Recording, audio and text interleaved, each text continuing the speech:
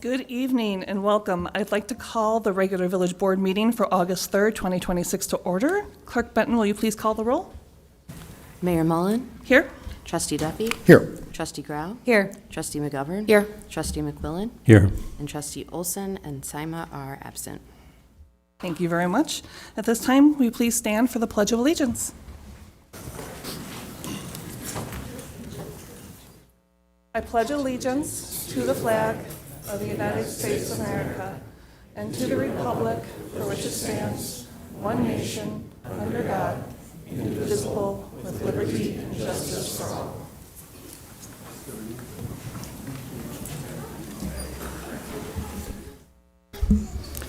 So tonight we have a presentation of Life Saving Award. One of the greatest strengths of our community is the people who step forward when others need them the most. Tonight we have the privilege of recognizing individuals whose quick thinking, courage, and selfless actions made a life-saving difference. When public safety is a team effort every day, there are moments that stand apart, moments when training, compassion, and decisive action come together to save a life. Those extraordinary efforts deserve to be recognized. It's my honor to welcome Police Chief Rodriguez, who will share an account of this remarkable event, recognize those involved, and present the Life Saving Award. Please join me in welcoming Chief Rodriguez.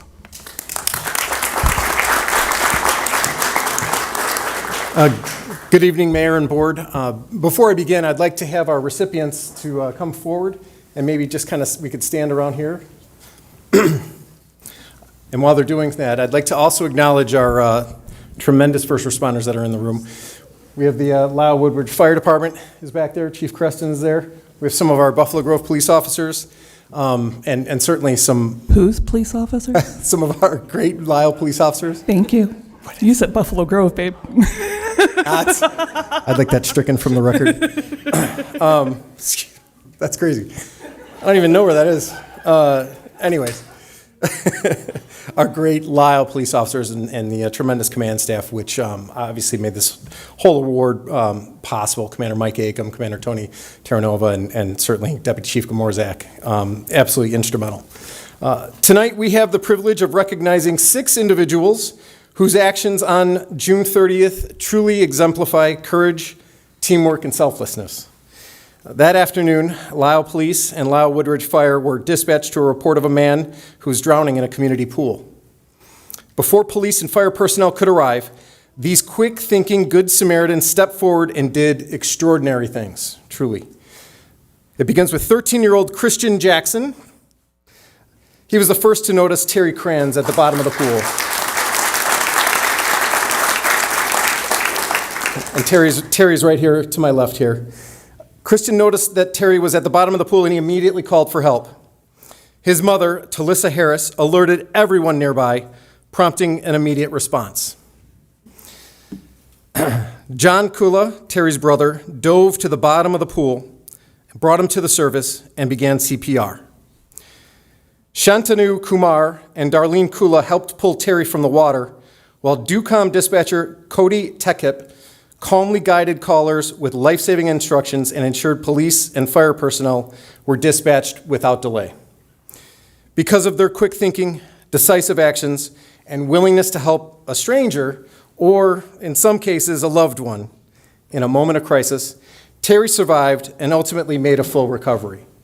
And we'd be remiss if we didn't recognize our fire personnel who came out and quickly brought him to Good Samaritan Hospital. Because of the quick thinking, Terry has made a full recovery, and tonight we're honored to recognize these 6 individuals. Their actions remind us that while our first responders train every day for emergencies, sometimes it is ordinary people who make the extraordinary difference before we can even arrive. Please join me in congratulating our Public Safety Award recipients. So I have some plaques here. I'd like to call up maybe Commander Acom, Deputy Chief Gamorzak, and Commander Terranova can come and help. We can help give some plaques here, and we'll take some photos if that works. First off will be Christian Jackson. Again, Christian was the first one to notice that he was underwater. He immediately yelled for help.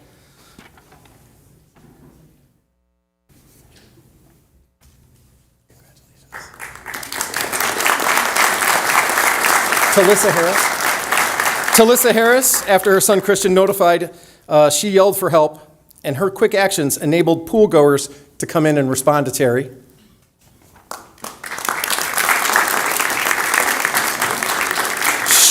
Shantanu Kumar, who helped pull Terry from the pool.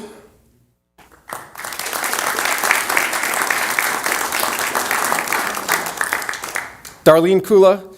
Darlene is the sister-in-law of Terry, and Darlene helped pull Terry from the pool as well. And John Kula. John is Terry's brother. And John swam down to rescue him, and he began performing CPR. And of course, it was all made possible with DUCOM dispatcher Cody Tekip.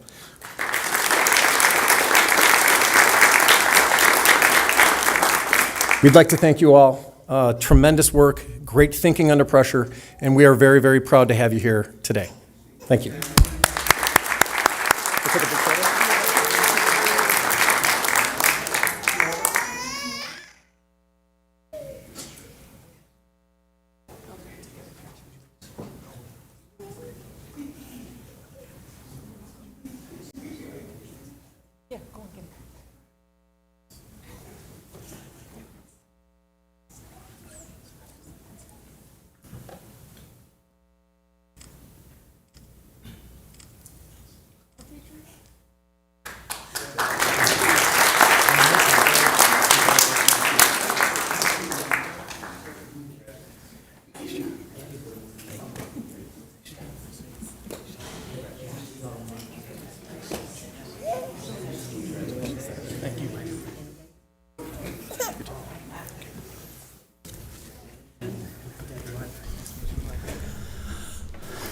We'll continue with the meeting in just a minute. We're just going to let everyone kind of situate themselves for a minute or two.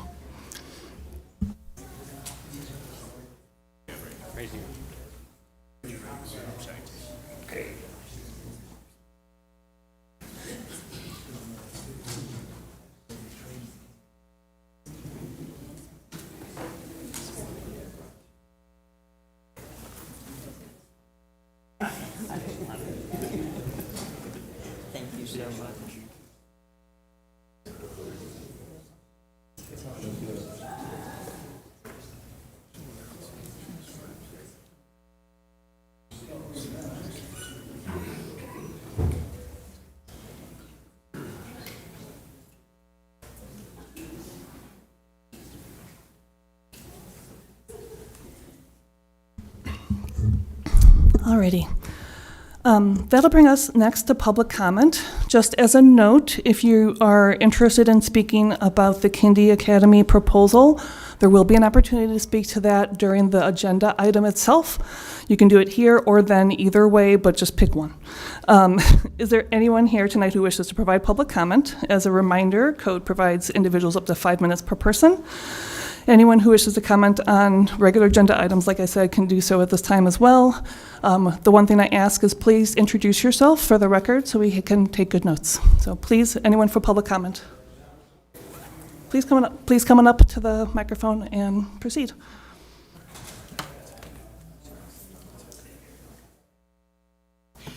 Good evening. My name is Mark Jones. I teach in the English department of Kindy Academy. I'm in my third year at Kindy. I have taught in a variety of different college and private high school circumstances for more than 30 years. Kindy Academy is the most intentionally kind learning community that I have ever been a part of in more than 30 years. I wish to simply make a couple of comments about what our students offer the Village of Lisle and why the Village of Lisle has cause to be proud of Kindy Academy. So I realize I have just 3 minutes, so I'll make this quick. I'd like to speak about the intentional kindness that I saw during my first year when Kindy students took the initiative to reach out during the holiday time with cards and kind gift baskets to our immediate neighbors in Middleton. This is a gesture that was entirely student-initiated, one that Kindy Academy should be proud of, one that the Village of Lisle should be proud of. More recently, and on a slightly broader scale, I was very pleased to be part of a service activity in which Kindy students took part in an international charity organization called Feed My Starving Children. I could not have been prouder of Kindy students than at that time. Very briefly, I want to talk about some of the ways in which Kindy Academy is an institution that the Village of Lisle should be proud of. And the first of these is the prowess that our students have shown in motivational speaking at Benedictine and in other area locations. They have been actively and impressively involved in Mach UN activities. And most recently, one of our students has received a Pathway Fellowship at the University of Chicago. She's a junior oncology fellowship. These are ways in which Kindy Academy raises up the community of Lisle and is an institution that gives us pride. Thank you. Thank you very much. Anyone else for public comment right now? Please come on down if you wish to give public comment. And like I said, if it's specific to Kindy, you can do it now or later at the agenda item. No, either way. Good evening. My name is Yasmin Ilaga, for the record. I am the daughter of Hatem Ilaga, who is the founder and director of Kindy Academy. I am one of 7 of his children, and I'm a civil rights attorney. But to get there, I graduated from Georgetown University and then from Northwestern University School of Law. Currently, I practice as a plaintiff-side employment discrimination lawyer, fighting for the rights of the most vulnerable amongst us who are discriminated against just by virtue of who they are. The reason why I'm telling you this is because it's important to give credit where credit is due. I don't take credit for what I have been able to achieve. I attribute it firstly all to God, and secondly to my father, Hatem, and of course to my mother. For my entire life, my father pushed my siblings and I towards excellence. To him, excellence wasn't about any singular achievement, it was a way of life. His consistent pursuit of excellence is what led him to start Kindy Academy in the first place. Throughout mine and my siblings' childhood, my dad was never satisfied with the education we were being provided. To supplement, he enrolled us in additional classes after school, sent us to community college during elementary and middle school, booked our summers up with math, English, and science classes so we could maximize on our potential. He experimented with our education to find the best possible schooling by sending us to a mix of private school, religious institutions, homeschooling, private tutoring, and the like. His children went on to become a civil rights attorney, an engineer working for Meta and Apple, a 2-time business owner, a mechanical engineer with a master's level education, and others that are continuing their education. He took what he learned from his dedicated trials with our education and concocted his own learning institute for his children who had not yet outgrown the learning system by founding Kindy Academy. What I know of my father, and by the same virtue, Kindy Academy, is that we can expect excellence to be bred. And I don't mean in my siblings and I, although we are examples of the same efforts that founded Kindy Academy, breeding contributing high-achieving members of society, thanks to the intentionality of our carefully crafted and curated lives to be excellent for the sake of bettering our community. I mean more in Kindy Academy's student body, in the community it attracts and creates, and its contributions to the surrounding community, an area that the previous speaker addressed. For most of my life now, I have seen Kindy Academy grow from a tiny basement to a flourishing hub of learning, warmth, and bonding. I have seen students who were as young as my youngest brother start their education in this institute and graduate with their heads held high.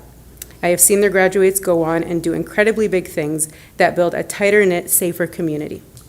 The accomplishments of the students speak for themselves, and what is undeniable is the common denominator of Kindy Academy and the excellence that it breeds.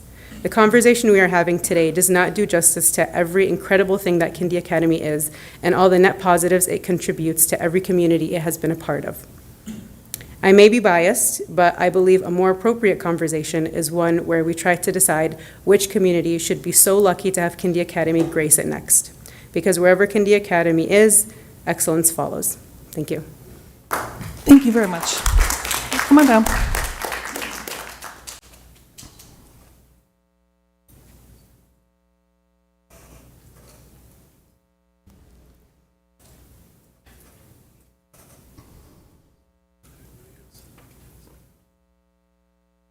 Hi, Go ahead. my name is Mary Nelvi, and I'm the director and head of lower elementary at Kinney Academy. I have joined Kinney Academy 6 years ago, but I have an experience of 30 years in the field of Montessori education, and I have worked nationally, internationally, in many institutes. What I am proud of being part of Kinney Academy is that I have seen that school has added value to the village with its rigorous education and quality education. And the proof is, in the pudding. So we see it every day. School brings also fame to the Lyle community and district because school has won many trophies, it participates in tournaments, and both in academic and athletic tournaments. They have brought many trophies to the home. As a teacher, I usually shop in Lyle stores, so that also adds value to the village. Over time, families have moved to the village because they are now want to enroll their kids in the school because of its positive impact and effect on the community and what Kindy delivers. And it also has a great effect on the real estate in the village. My experience that I have in 30 years seen the most kind community, which we implement this every day in the school, and every year it's a generosity of the school that we give food to the Lyle Pantry on Thanksgiving. The entire community comes together, the families come together, they contribute the food, and then we, have this opportunity to feed the poor who belongs to the community. Thank you very much. Thank you. Anyone else for public comment? Please come on down.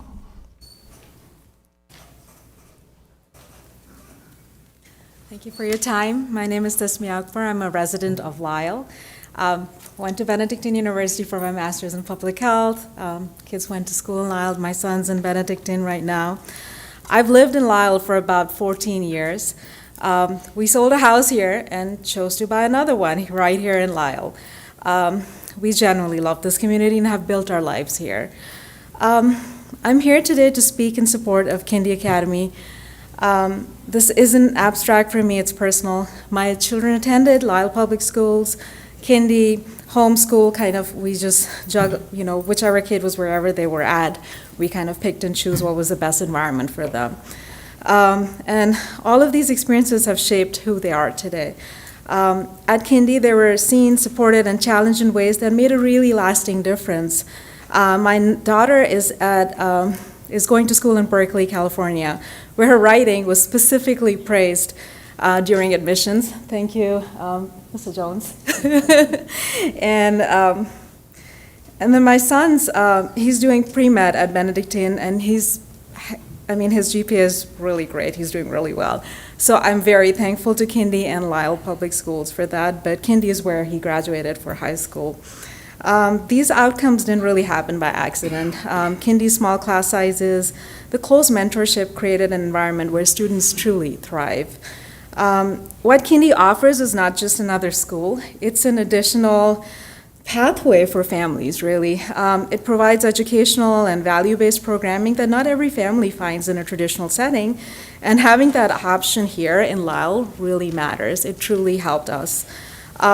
It also represents something bigger. Schools like Kindy help families put down roots. Over time, they contribute to a more vibrant local community, bringing small businesses, services, and a sense of belonging that strengthens the fabric of Lyle.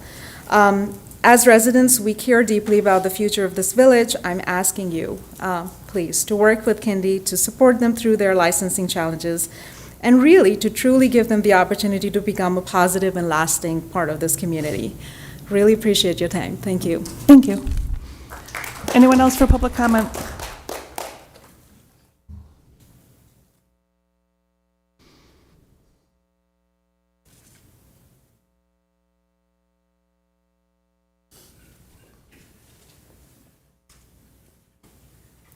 Good evening. Thank you, Mayor Mullen and village trustees, for the opportunity to speak tonight. I am Savim Memeshovsky. I'm the Director of Curriculum, Dean of Faculty, and a middle and high school teacher at Kindy Academy here in Lisle.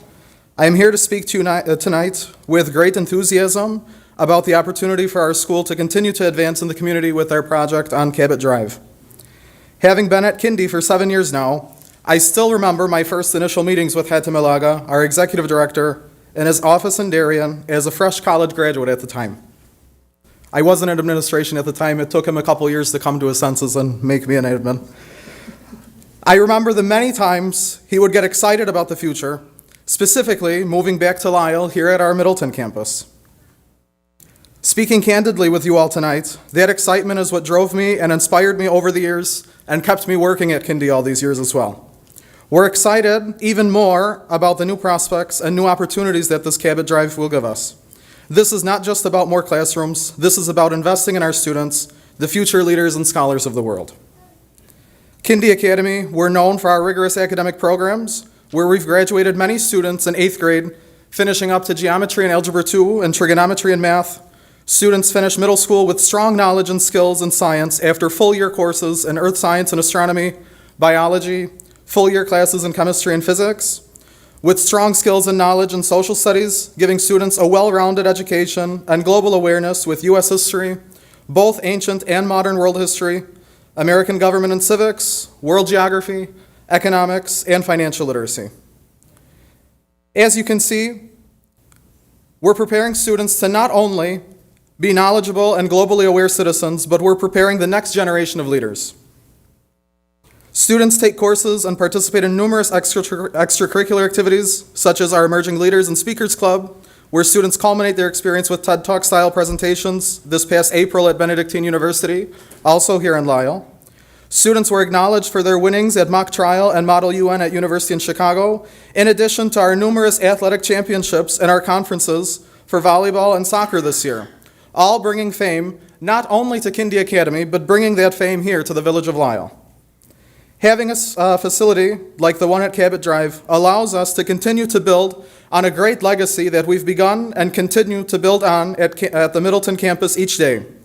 This will give us a full library, an art studio for our creative minds, makerspace labs for our high school program to really take our computer science classes to the next level, allow our science students, especially those in AP Biology, AP Chemistry, and AP Physics, access to full science labs to really give them the hands-on experiences, to give them really what they need in order to be successful, not just in those courses, but for what's to come later in college as well. This will also give us athletic facilities that will really help train our students for even more fame, more glory, and more wonderful memories in our athletic programs.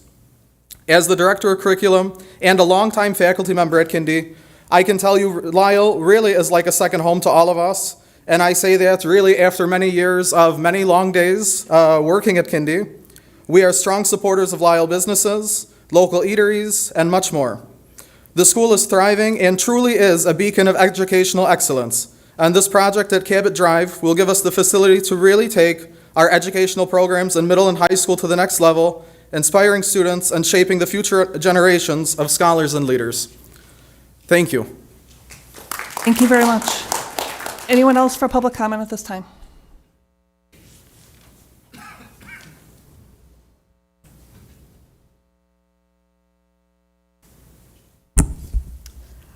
Good evening.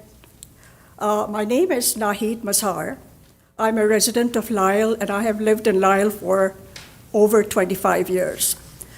As an educator and retired principal of 2 parochial schools in other locations, I am confident that a school such as Kindy Academy will be a tremendous addition to the Lisle community.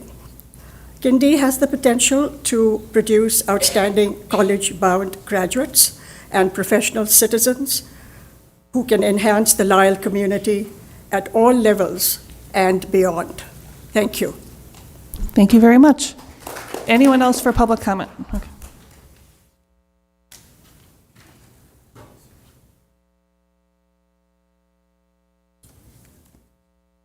Good evening. My name is Hina. Hina Khan, and I live on Lees Lane in Lyle for more than a decade now. We've been in this area for a very long time, and my children, I am a mother to 5 children, 2 dogs, and we've been in this neighborhood for more than a decade now, with our children consecutively going to kindy and public school at the same time. At one time, I was always driven to more than 3 schools and been on the road a lot, covered a lot of mileage, been in the halls of kindy and in the halls of public school a lot, volunteered everywhere. My kids have graduated from Lyle Public School and kindy, and they have excelled in every aspect of their lives, socially, culturally, educationally. I don't need to tell you how good kindy is or how good Lyle Public School is. Everybody else will do that. I'm married to a first responder, and I am a mother of a first responder. I feel that at this time, kindy has provided a lot of levels of safety and good citizens to their community, and kindy has been in this community for over 15 years. I have been to every school of kindy in Lyle, and that was the first reason that we moved to Lyle when we were figuring out where to buy a house. And it has been a wonderful 10, 15 years of living in Lyle, and I'd love to have kindy around for some more. Thank you. Thank you very much. Any other public comment? Okay. Hi, everybody. My name is Raheel Asrar, and I won't subject you guys to my public speaking skills for too long. I'm a father of 3 girls at Kindy Academy, and I'm a soon-to-be resident of Lyle as soon as my home is built in Regency Woods, and I can't wait for that because I've had so much fun in Lyle over the past 2 years that my daughters have been going to Kindy. We've been frequenting all the businesses here. We've been to the restaurants, be it breakfast after I drop the kids off or we pick them up. We have lunch or just spending time at the parks or the multiple new coffee shops that are opening up in Lyle. We're having a great time here. And there's been a lot of talk in the last meeting, especially about negatives. And all of those are just predictions. And I want to just come up here and quickly talk to you guys about just the cold, hard facts about the students at Lyle, or at Kindy, and the parents of Kindy. There's been multiple parents I know at Kindy that have started businesses in Lyle, such as Subco Sandwiches or Wings Time on Ogden, and I think Mosaic Coffee Shop that just opened up in Lyle as well. And we're continuing to start up businesses in Lyle and support the village. And this, as far as the students go, whether it's building hundreds of baskets for the needy at Thanksgiving or other charitable foundations that the other speakers have spoken about, we're helping out the village, and the village is definitely welcoming us, and we love being in the village. And obviously, the students love it too, as multiple students have gone on to stay at Benedictine University in Lyle as well after graduating from Kindy. So if you look at the facts and not just the predictions people are making, Kindy Academy is a huge plus in the community. Thank you. Thank you very much.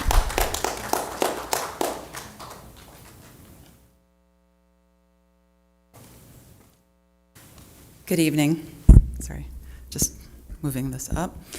My name is Alia Hussein, and I'm a resident of Lyle for the past 21 years. I live behind the Cabot building, just off of Lees Lane, and we've had the privilege of raising our 3 children in this wonderful community.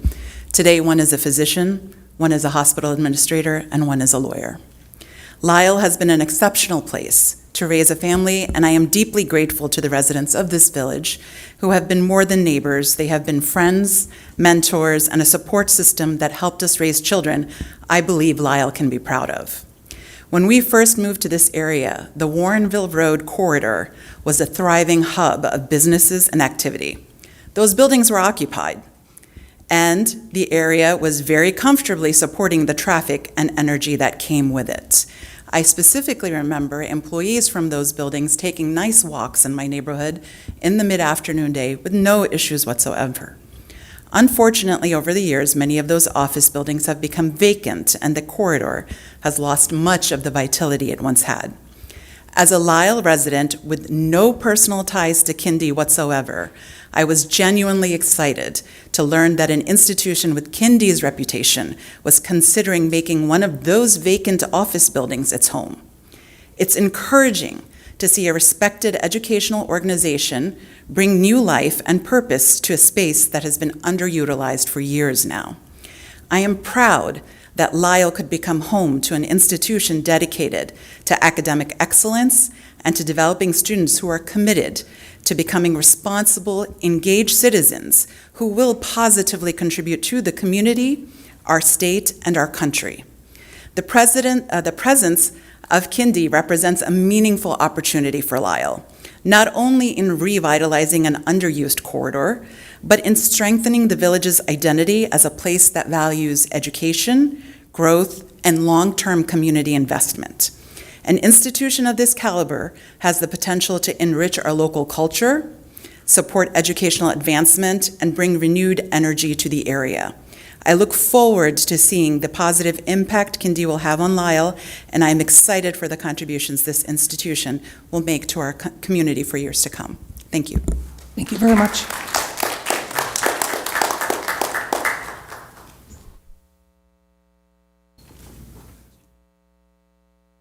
Good evening. My name is Tasneem Hassan, and I'm a newer resident of Lisle. I moved here from Michigan 4.5 years ago, and I'm an engineer. I'm a senior manager at International. So the community in question, I'm neighbor twice, right? I drive through the International Drive to work every day, and I take pride in the fact that there's a Giant Steps school over there. So I don't have any children, but let me put it this way. I moved during COVID. I bought the house on FaceTime, believe it or not. But I was very concerned about the house being on Corporate Drive, because to me, I did not know whether I'm going into industrial section or what kind of traffic I will come across, what kind of neighbors I'll come across. I'm coming new to this community. And I was pleasantly surprised when I looked on a Google map to see a Benedictine University and a Giant Steps. It gave me the comfort that I am moving into a community with similar values. And I felt comfortable knowing that I'm safe. I live alone, so I felt very safe knowing that it's not an area where I'm going to. And then I found all of these pleasant neighbors. And I'm very, very blessed. So I'm on behalf of Kindy Academy. My nephew, who lives in Downers Grove, also went to Kindy Academy. So I'm very familiar with Kindy Academy.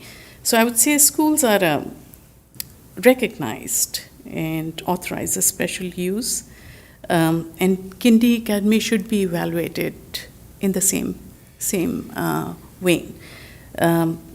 If Benedictine and Giant Steps gave me the value, which makes me feel so comfortable and makes all of my neighbors feel comfortable. None of them have children, right? And I think Kindy Academy is going to make it even more valuable, this community even more valuable. That's all. Thank you. Thank you.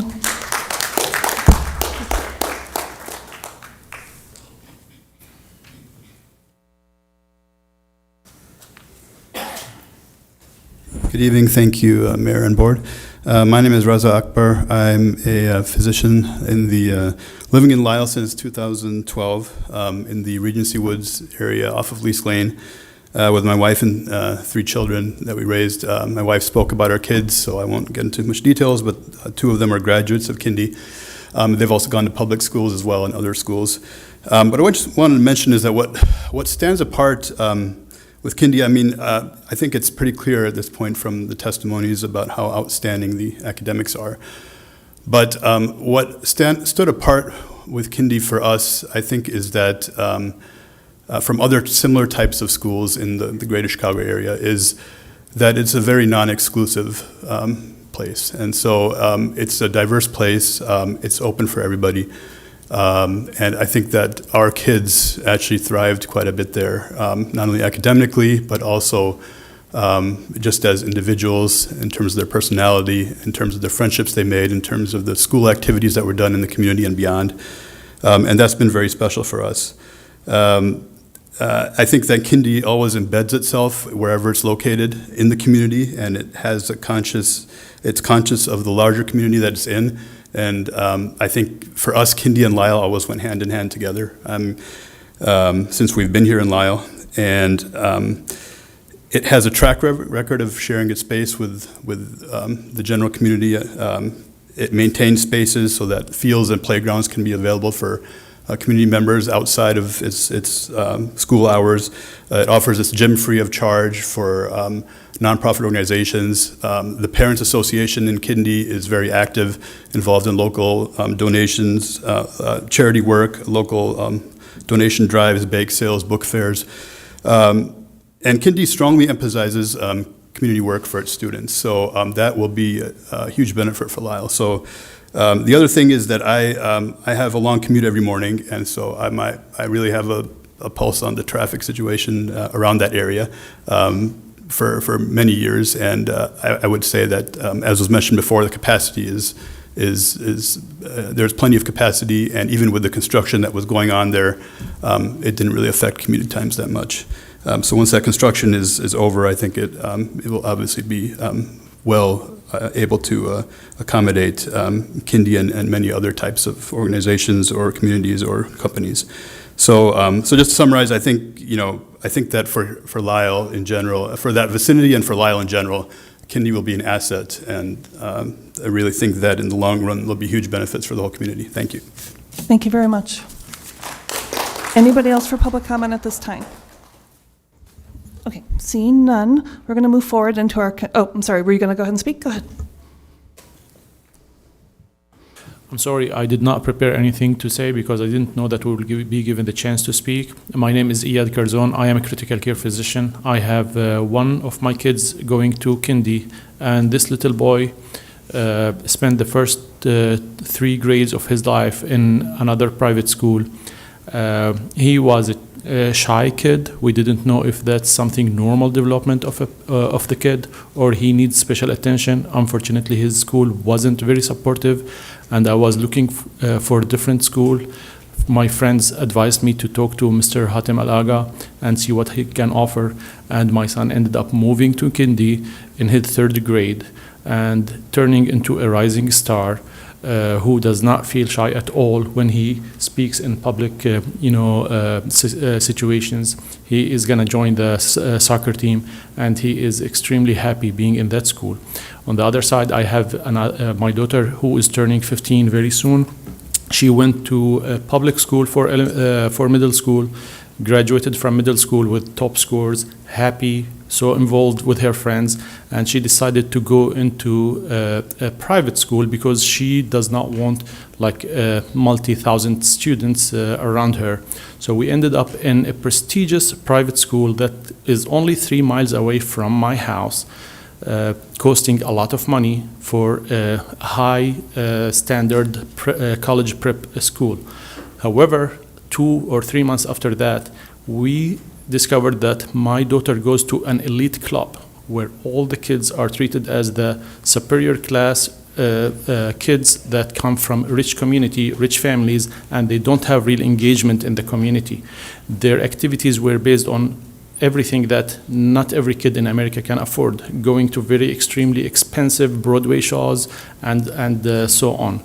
My daughter received an invitation to go with the Kindy students to a camp during the spring break because her brother goes to Kindy, and she spent 3 days in that camp. After that, she was invited to some activities, including the fighting hunger food drive, and she participated in that.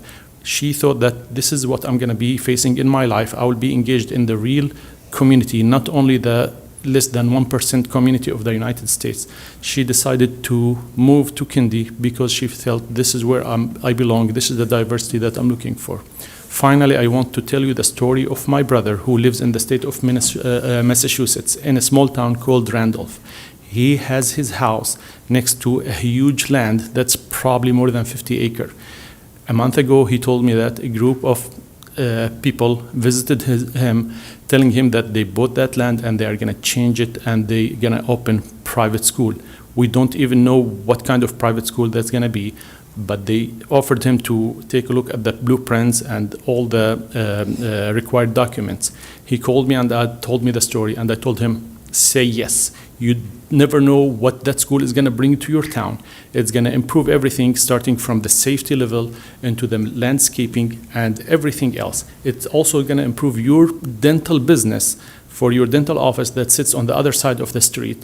And I advised him actually to convince all his neighbors to say yes if the school meets the criteria to be a successful school with good organization. Thank you. Thank you very much.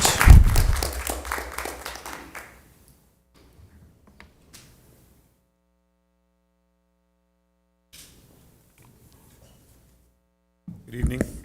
My name is Saud Faruqi. I'm a longtime resident of Lisle. We moved here back in 2006. Our children grew up here. They did not go to Kindy. It wasn't around when they were children. But they went to a private school, and I know the benefits of them going to that school, and how it enriched them, how it made them successful students, and how it did well for them in terms of how they did afterwards in their college careers and their postgraduate careers. We live a few minutes away from the facility in question, off of Leask. So, I think the positive things that can come from this school are there. And I think it'll be a huge asset to Lisle for future generations. Thank you. Thank you. Anyone else for public comment? Okay. We're going to move into our consent agenda. Items listed as part of the consent agenda are considered routine in nature and will be voted on together as a group unless a member of the village board requests to be considered separately. Tonight's consent agenda includes the July 20th regular village board and committee of the whole meeting minutes and closed session meeting minutes of June 15th, as well as the August 3rd invoice list. If there's a request to amend the minutes or discuss an invoice item, please ask for that to be removed and considered separately. Does anybody on the board wish to remove an item from consent?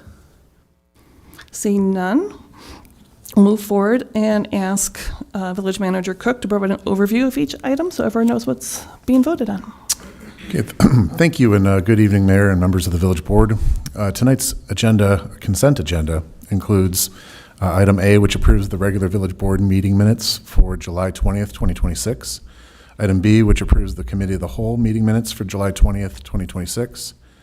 Item C, which approves the closed session meeting minutes for June 15th, 2026.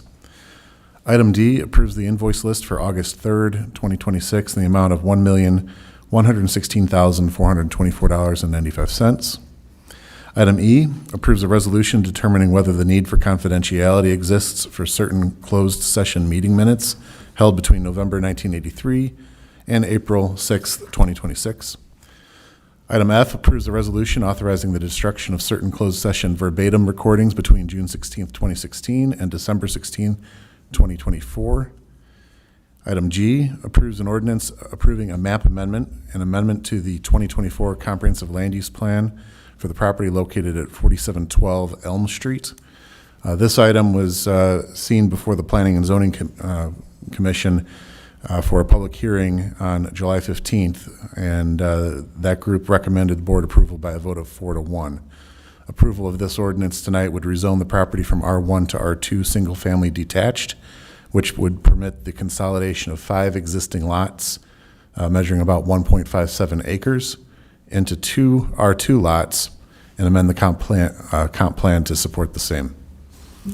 Lastly, item H approves a resolution authorizing the village manager to execute a contract for the 2026 sidewalk and curb replacement program with Strata Construction Company in the amount not to exceed $130,000. This item is an annual concrete replacement program, which is bid based on estimated quantities. We received 6 bids for the work, and Strata was the lowest responsive and responsible bidder to that bid. The bid does allow the village to modify the estimated quantities under the bid unit pricing, and the resolution before you this evening authorizes the expenditure of the full budgeted funds for this year's program. Staff is recommending board approval of items A through H as presented. Thank you. Thank you for that review. May I have a motion to approve items A through H on the consent agenda? So moved. Second. Motion and second. Any public comment about these items? Any village board discussion? Seeing none, Village Clerk Benton, please call the roll. Trustee Duffy? Aye. Trustee McGovern? Aye. Trustee Grau? Aye. Trustee McQuillan? Aye. And motion passes. That'll bring us to our regular agenda, which first up and only is the discussion of an ordinance approving a major change to the Corporate Lakes Phase 1 Planned Unit Development, special use permit for the Kindy Academy Cabot Drive Planned Unit Development with departures and a special use permit for a school.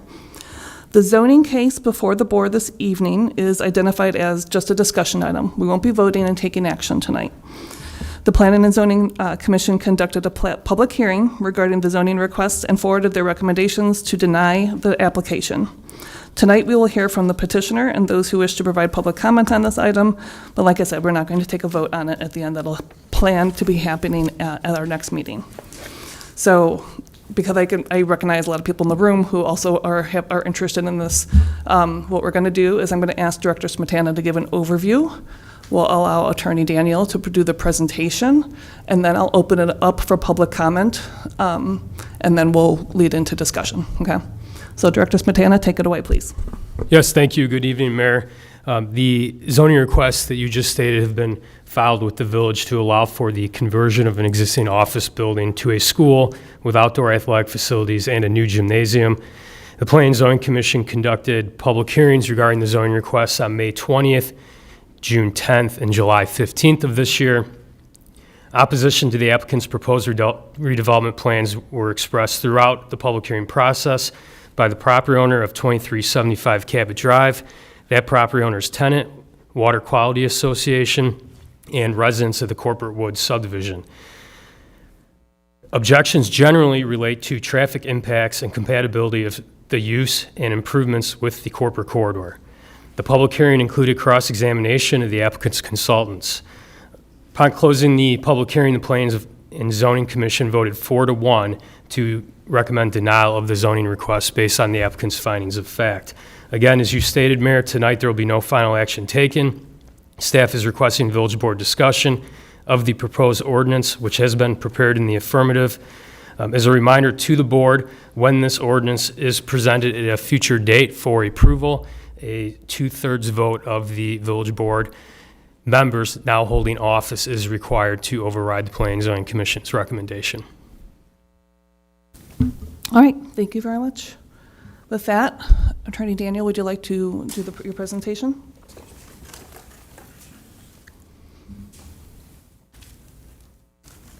Good evening, everyone. My name is Mark Daniel. Many of you may know me. I've had a rather long history in Lisle. I lived briefly on the south side of Lisle, practiced at Rathje Woodward for a number of years, where I was an owner for probably 15 or 16 of them. My current office is just me and a handful of staff, and over the course of over 30 years of practice, some of the projects that I find most enjoyable are ones just like this. One where somebody stakes an investment, and I'm not going to repeat things that you heard from neighbors about, feeding into other aspects of the community, benefiting the community, volunteerism, and things like that. I want to focus on the project. One of the speakers mentioned that if a project meets the standards, you should say yes to it. And he was speaking about his brother out in Massachusetts, I believe it was. In this instance, the question really is there something about the conditional use in this case at this location that makes it uniquely problematic compared to other locations in the same zoning district? That's a case called Living Word. Mr. Silverman's a planner and an attorney, very well versed in this. You've got a great law firm representing Lisle, one that has been around since after Claren, which is a case that I was involved in. Claren and Living Word are related. Both cases stand for a proposition that when you evaluate conditional uses, you operate from the initial perspective that the use as stated in the list of conditional uses at the time we applied, is legislatively deemed appropriate. It's a legislative finding by the Village of Lyle's corporate authorities that this use is legislatively appropriate unless that living word standard kicks in, which is there something unique about this property compared to all others in the district that makes it so problematic it ought to be denied? I'm going to touch on a few things. We heard a bit about taxes. Your application process requires that we submit a tax impact analysis, and we did that. It was not questioned, cross-examined, tested, no counter evidence provided at hearing other than to say, this is your tax bill now, it's not going to be around later. You're going to drop this property from the tax rolls because it is a not-for-profit engaged in one of the schools that statewide in Illinois and in several other states is recognized as so valuable that we should not tax that property. And you heard a lot of the reasons why during public comment tonight. A lot of people will say you shouldn't even consider taxes during the zoning hearing process, but I'll note that the impact is negligible. The Naperville School District homes in that section of Lisle bear more of a burden in all respects relating to every taxing body. In Lisle, the impact is much less. It's a function of home values. If you take the median home value, it's about a $4 to $7 impact depending on which type of home you live in the Naperville districts, and it's less in the Lisle district areas. The district boundary for Lisle is slightly east of us and along Warrenville Road. Those north of us go to Naperville. Community benefit, you heard quite a bit about. I will note that people do recognize that this is corporate lakes. We do recognize that it is a planned development. But let me ask you, what would prevent Nike from opening up an office and saying, we're Nike, we'd like to have an outdoor athletic facility as an accessory to our use?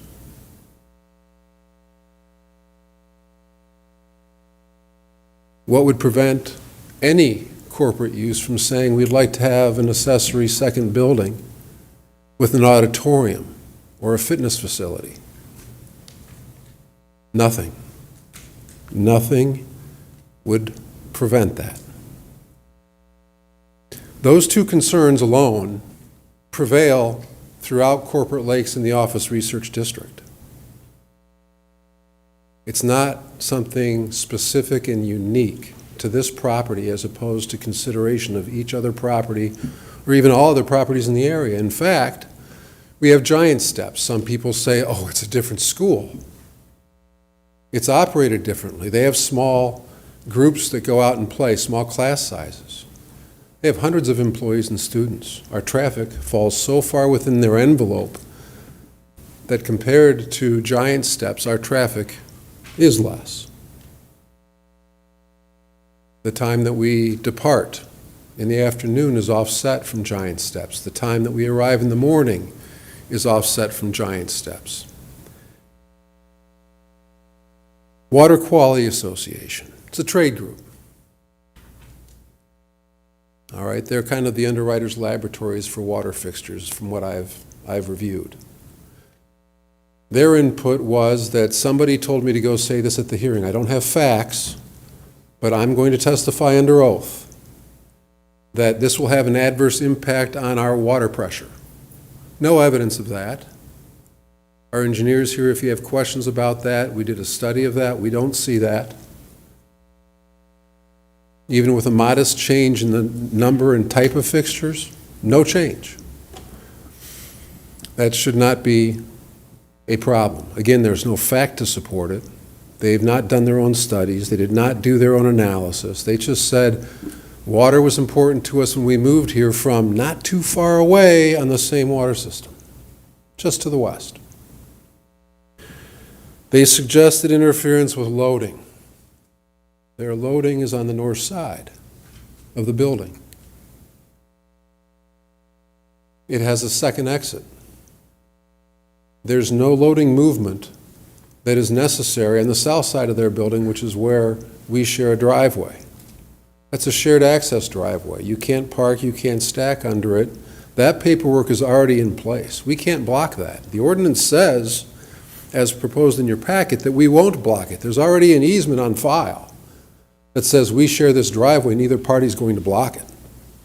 We've known that for a while. Now, let me step back just a little bit to when this started. We invited neighbors to call, to participate in Zoom meetings, to give us their constructive thoughts, to at least hear about the project so you didn't have wild numbers of 700 to 1,500 students, contrary entirely to Kindy's operations. Why don't you learn about us? Why don't you sit and talk to us about what concerns you have? Is it buffering? Is it landscaping here or there? This project will fully replenish the landscaping that's died on site. Basically, the north side of the building, south of Cabot, all that landscaping is going to be restored after at least 2 or 3 rounds of illness or insects that took their toll. South of the building, because that's where the work is going on, the landscaping will substantially comply with the landscape ordinance. There are a couple areas where it's not possible, and under the ordinance, we have to make it up someplace else, and we do that. What about lights? Maybe we could talk about lights with the neighbors. No discussion.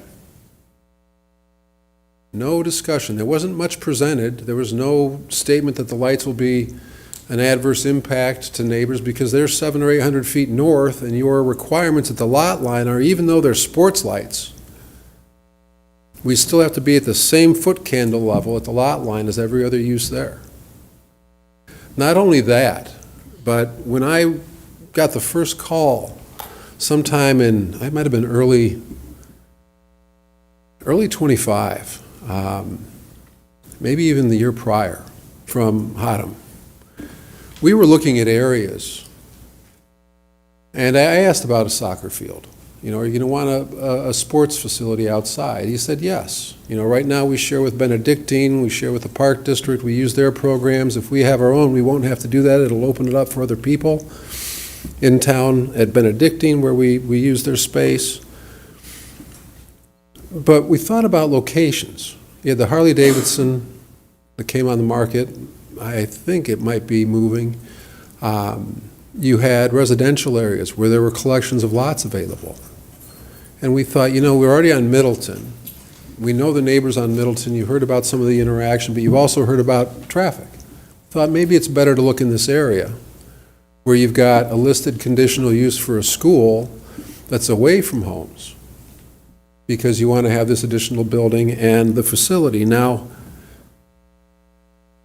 on the soccer field lighting and the planning for this site, we thought, okay, we'll use Musco because they're the best at what they do.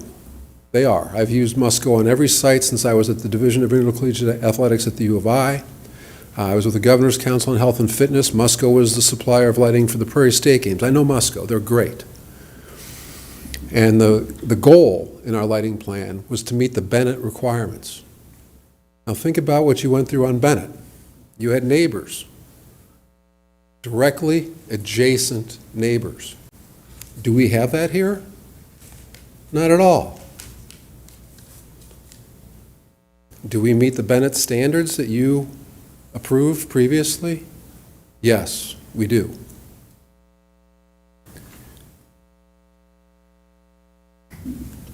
From a standards perspective, one of the things that I always hesitate, because I pay attention to detail more often than your staff and Mr. Silver probably want me to.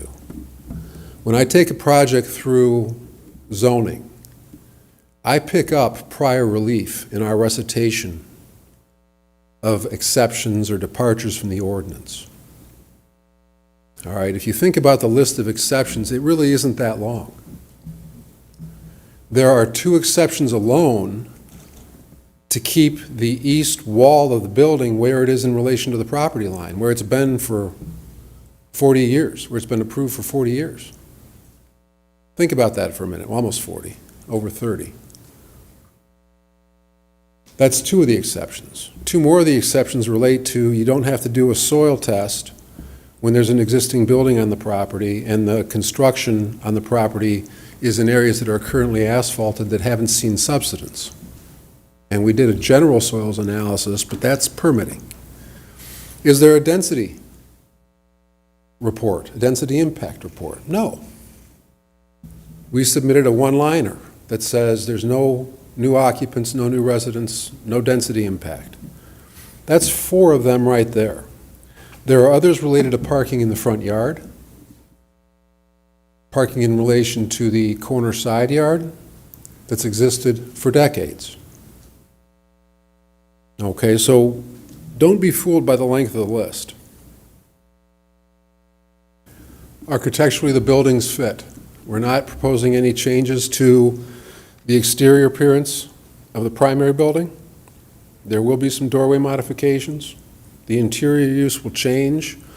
There will be a gymnasium on the inside that's not regulation.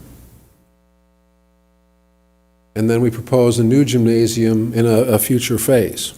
That is a separate, distinct building. 2 basketball courts, you can get a couple volleyball courts in there. We propose ultimately 2 tennis courts on the west side of the gymnasium. As far as Corporate Lakes is concerned, Lyle has amended the Corporate Lakes Plan development one time after another, and that's despite its rocky start. This is not the Corporate Lakes that was approved. First of all, the lot that we were on with the building the Water Quality Association is into the east was all one lot. It was planned initially for 1 building and subsequently divided into 2 with the shared access. Giant Steps, great asset to Lyle, great asset to DuPage County, an example of what the state of Illinois needs more of. Something Lyle should be proud of, just as you heard about Kindy. I've known Giant Steps for 25 years. The reality is that schools do work in that area. Giant Steps draws its traffic from the preferred route, which is a controlled stop-lit intersection at Cabot and Warrenville, just like others do. Unless you need to go west and you can make that convenient right turn on Forbes onto Warrenville. You got a big vacant office building on the north that is sometimes the victim of fly dumping, electronics that show up in their parking lot. A major vacancy that Lyle needs to solve, certainly. Filling a building here should further that interest. Not only does it take 98,000 square feet of available office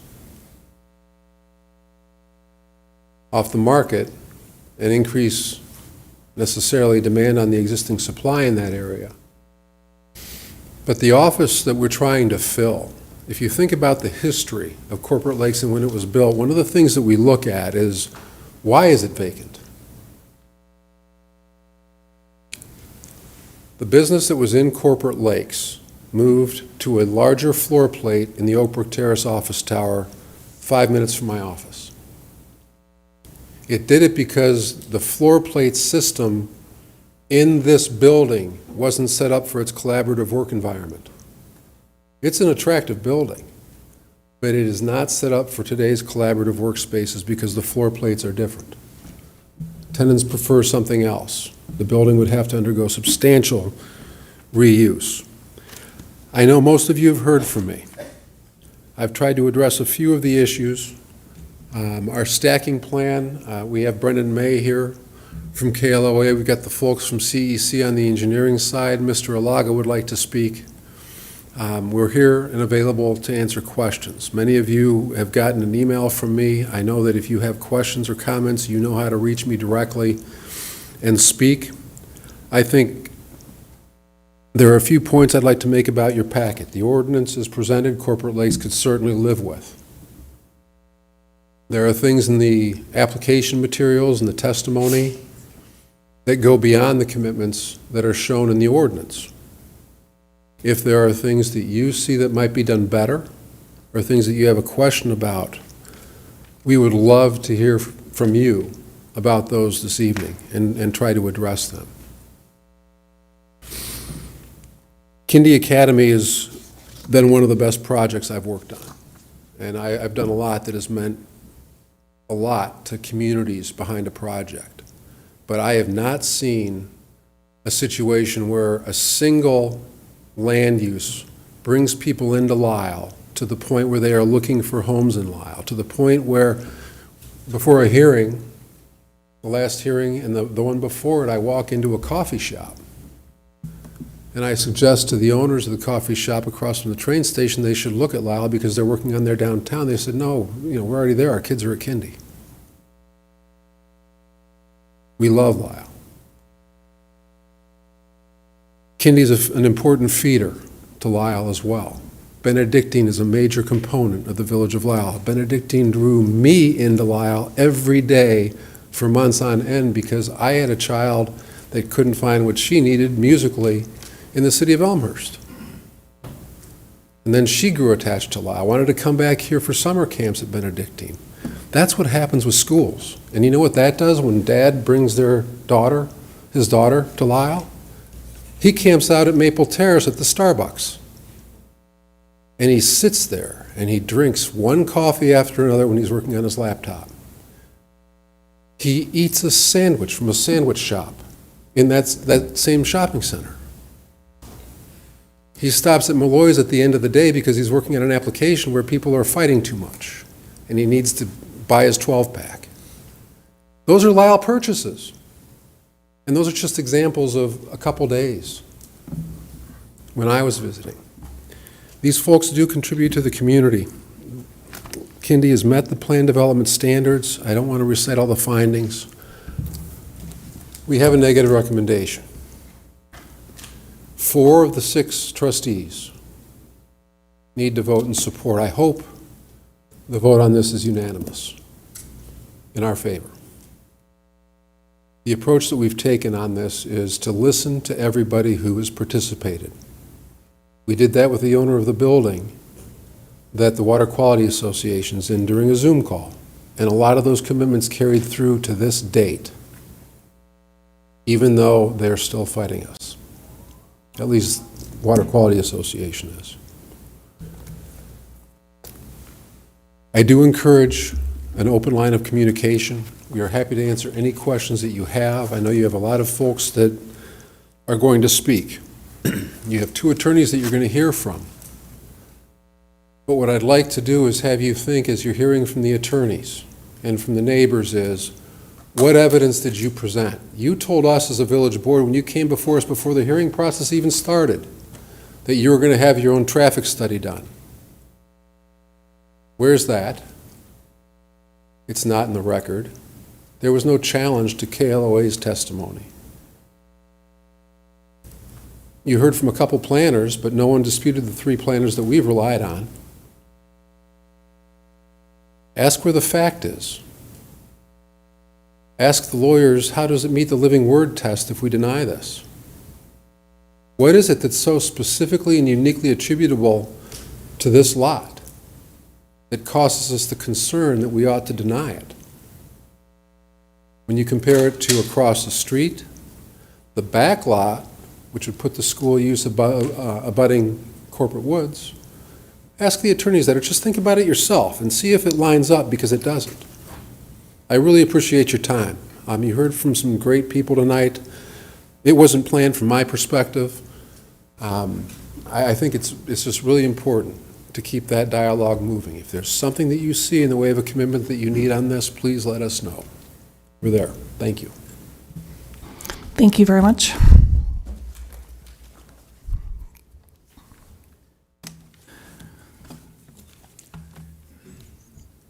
Good evening, Miss Mary. Good evening, everybody here.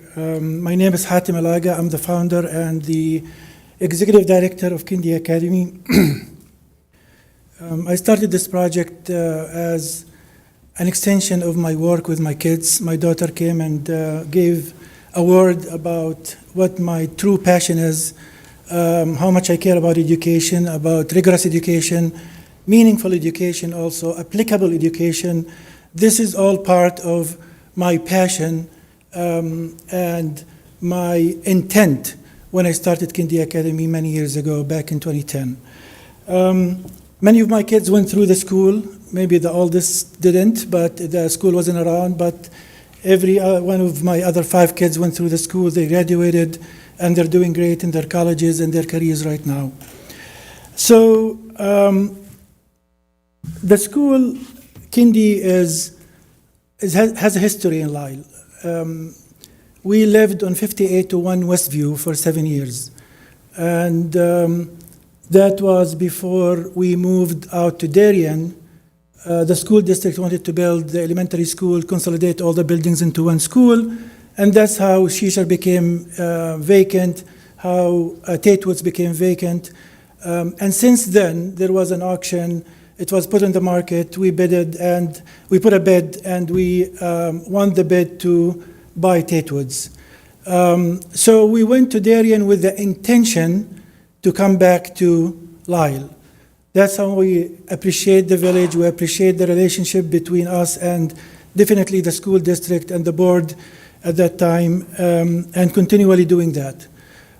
Lyle has been a home, I would say, for Kindi and for many of the parents in Kindi. Many parents moved to the village because of the school.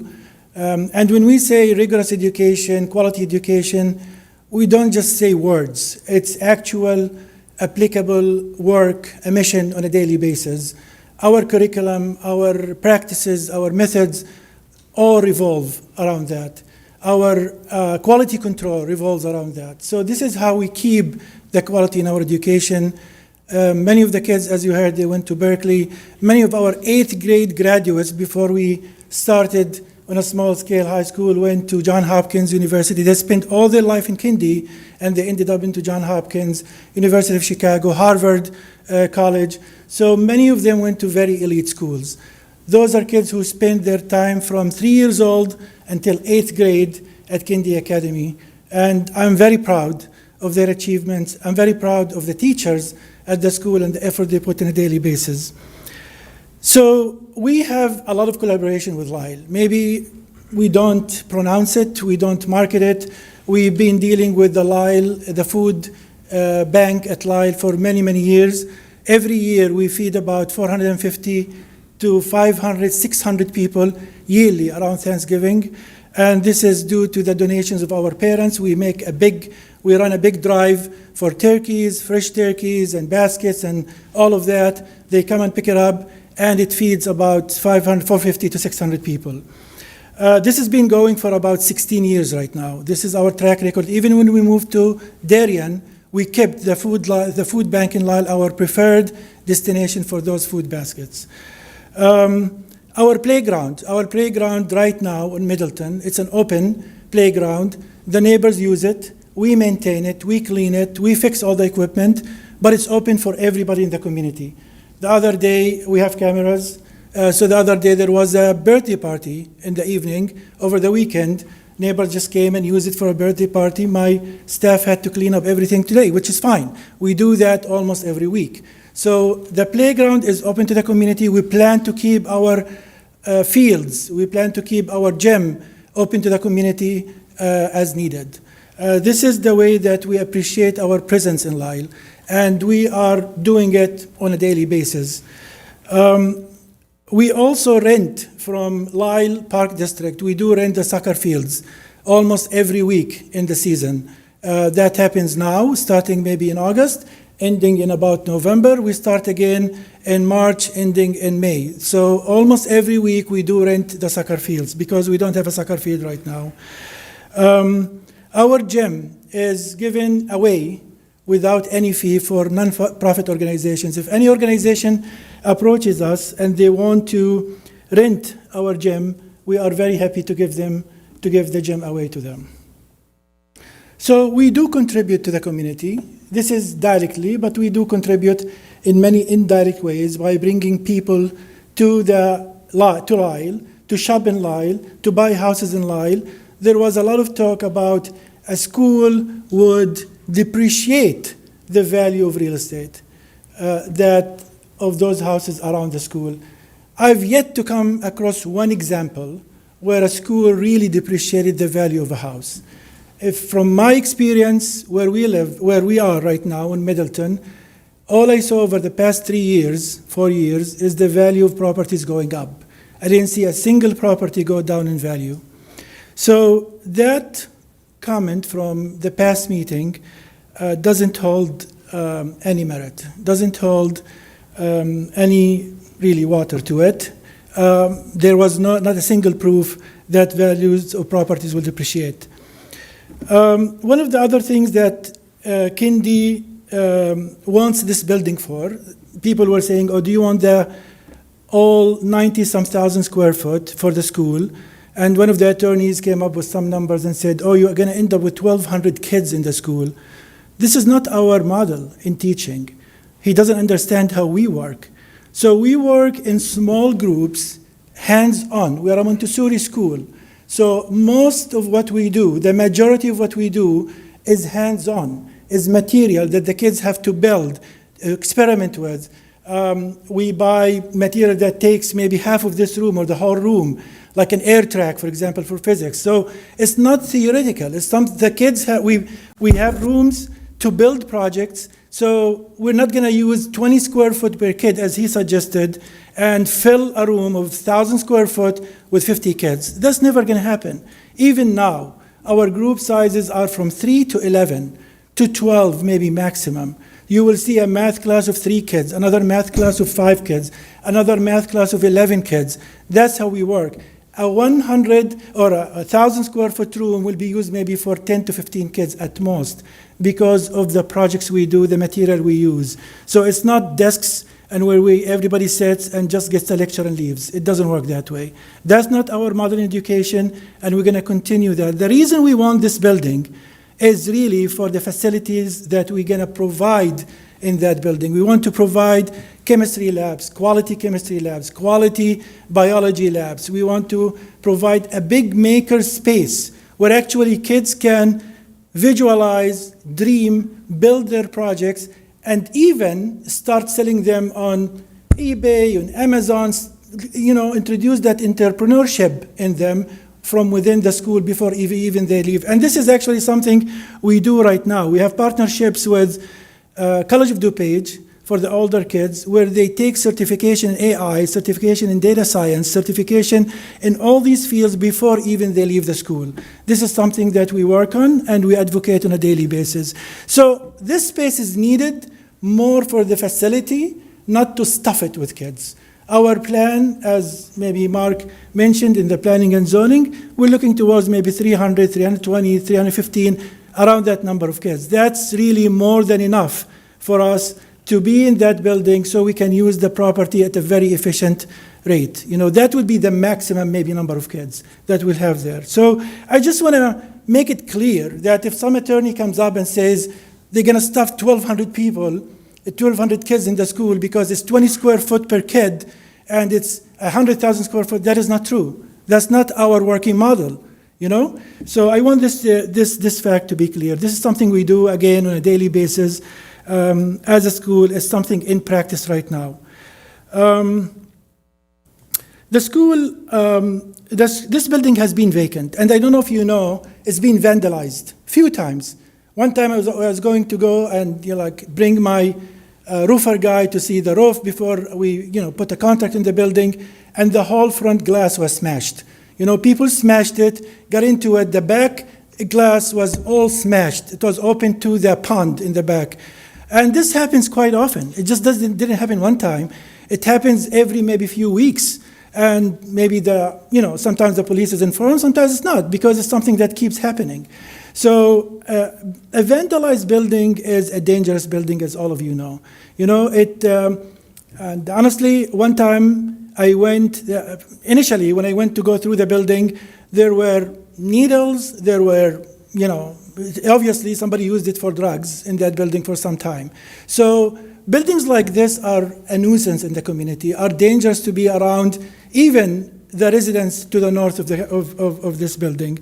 So using it for a school, it really brings a lot of vitality, a lot of life to the neighborhood. This is a permitted use. At least it was a permitted use, before changing the zoning code. But when we applied, this was a permitted use of the building for many, many decades, I would think. So it wasn't something foreign, and Giant Steps is there. Giant Steps is in the neighborhood, so it is not foreign to the neighborhood to have a school. We would be the second school, and I think between us and Giant Steps, the value of the neighborhood will be elevated quite a bit. And if I want to project, I would think the value of those houses will increase at least, in the range of 10 to 30% over the next few years. They already increased in our neighborhood around Middleton, and they will increase around the neighborhood of Cabot Drive. People talked about traffic the other day, and they said that traffic is going to be horrible in the area. We're going to bring a lot of traffic and all of this. I mean, think about it. Even without a traffic study, and we do have a traffic study that proves that there is a minimal change to traffic. But if we think about it, this neighborhood is designed for intense traffic. You have a 100,000-foot vacant building on Cabot, 2275. You have a 200,000-foot vacant building on 2400 Cabot, in addition to the partial vacancies on all the other offices. Let's just think for a minute that all these office buildings are full and people are coming in and out every day, as used to be the case maybe 12, 15 years ago. And they have people who lived in the neighborhood and know how traffic was in that neighborhood. Let's just think about that. What we bring in terms of traffic is not even 1/10 or 1/20 of the capacity of those roads in that neighborhood. So traffic, even without a study, is really not an issue. But we do have a study that proves that there is no change to traffic. Traffic will be fine at all junctions, because some people will bring that issue without, again, as Mark said, without a proof, without a study, without any evidence. Also, I want to mention that as a school, as Kindy, we do have a lot of joint work with Benedictine University, not just on renting their facilities, but also on the academic side. So we work with them, having a path for our students to go from Kindy into their pre-med program, and from there they go to other medicine schools. So we do have a dual credit program, we have dual enrollment, these are all established within the past 2 years with Benedictine University. So our kids who graduate from Lyle will stay in Lyle. They're not going anywhere. They're not going to other universities, maybe some, definitely, but a good number of the kids who graduate from Lyle, from Kindy, they will end up going to Lyle, to Benedictine. So we're keeping our graduates and our families local in Lyle, and I don't think there is another school that maybe does the same. Maybe very, very little schools will keep their students within the same neighborhood. Not even the state, the neighborhood. So, and this is something we do. We already did, and we're doing it right now more actively as we move forward. So these are many of the items that I wanted to talk about. I wanted to say that we've been always a good citizen in Lyle. You might hear some people talking about people speeding, parents speeding. Yes, true. I mean, that's out of our control. But we do take initiative. We send emails, we talk to parents, we have meetings.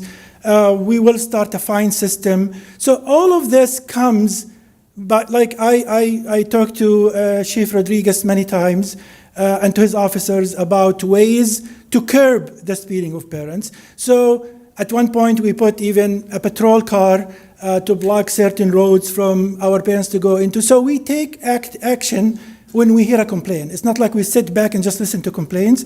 Our way of running the business is we engage the community. Our teachers, actually, Ms. Kristen went and talked to the neighbors, so listened to their concerns. We put it together, we had a meeting, and then we decided a few steps to curb the speeding, to curb parents from going into certain areas. So this is what we do. as one parent said, kids came up with the idea of sending Christmas gifts to all the neighbors in the block around Kindy, which we did, I believe, 2 years in a row, and that was all student initiative. That's something we are very, very proud of. Lastly, I mean, it's not something I would, I like to mention, but I maybe want to mention. Kindy, when we wanted to move in Middleton, and maybe some of you are aware of this, when we wanted to move in Middleton, we were not given a recommendation. Again, we had a negative recommendation from Planning and Zoning Committee to use the school as a school. I mean, I wasn't even asking for a change of zoning at that time. All I wanted is, let me use the school as a school. And we still got a negative recommendation from the Planning and Zoning. It's unbelievable, but it happened. I think it happened twice, even at that time. And when it came to the board, at that time, it was a negative recommendation to use the Tate Woods building, which was a school for 50 years, to use it as a school again.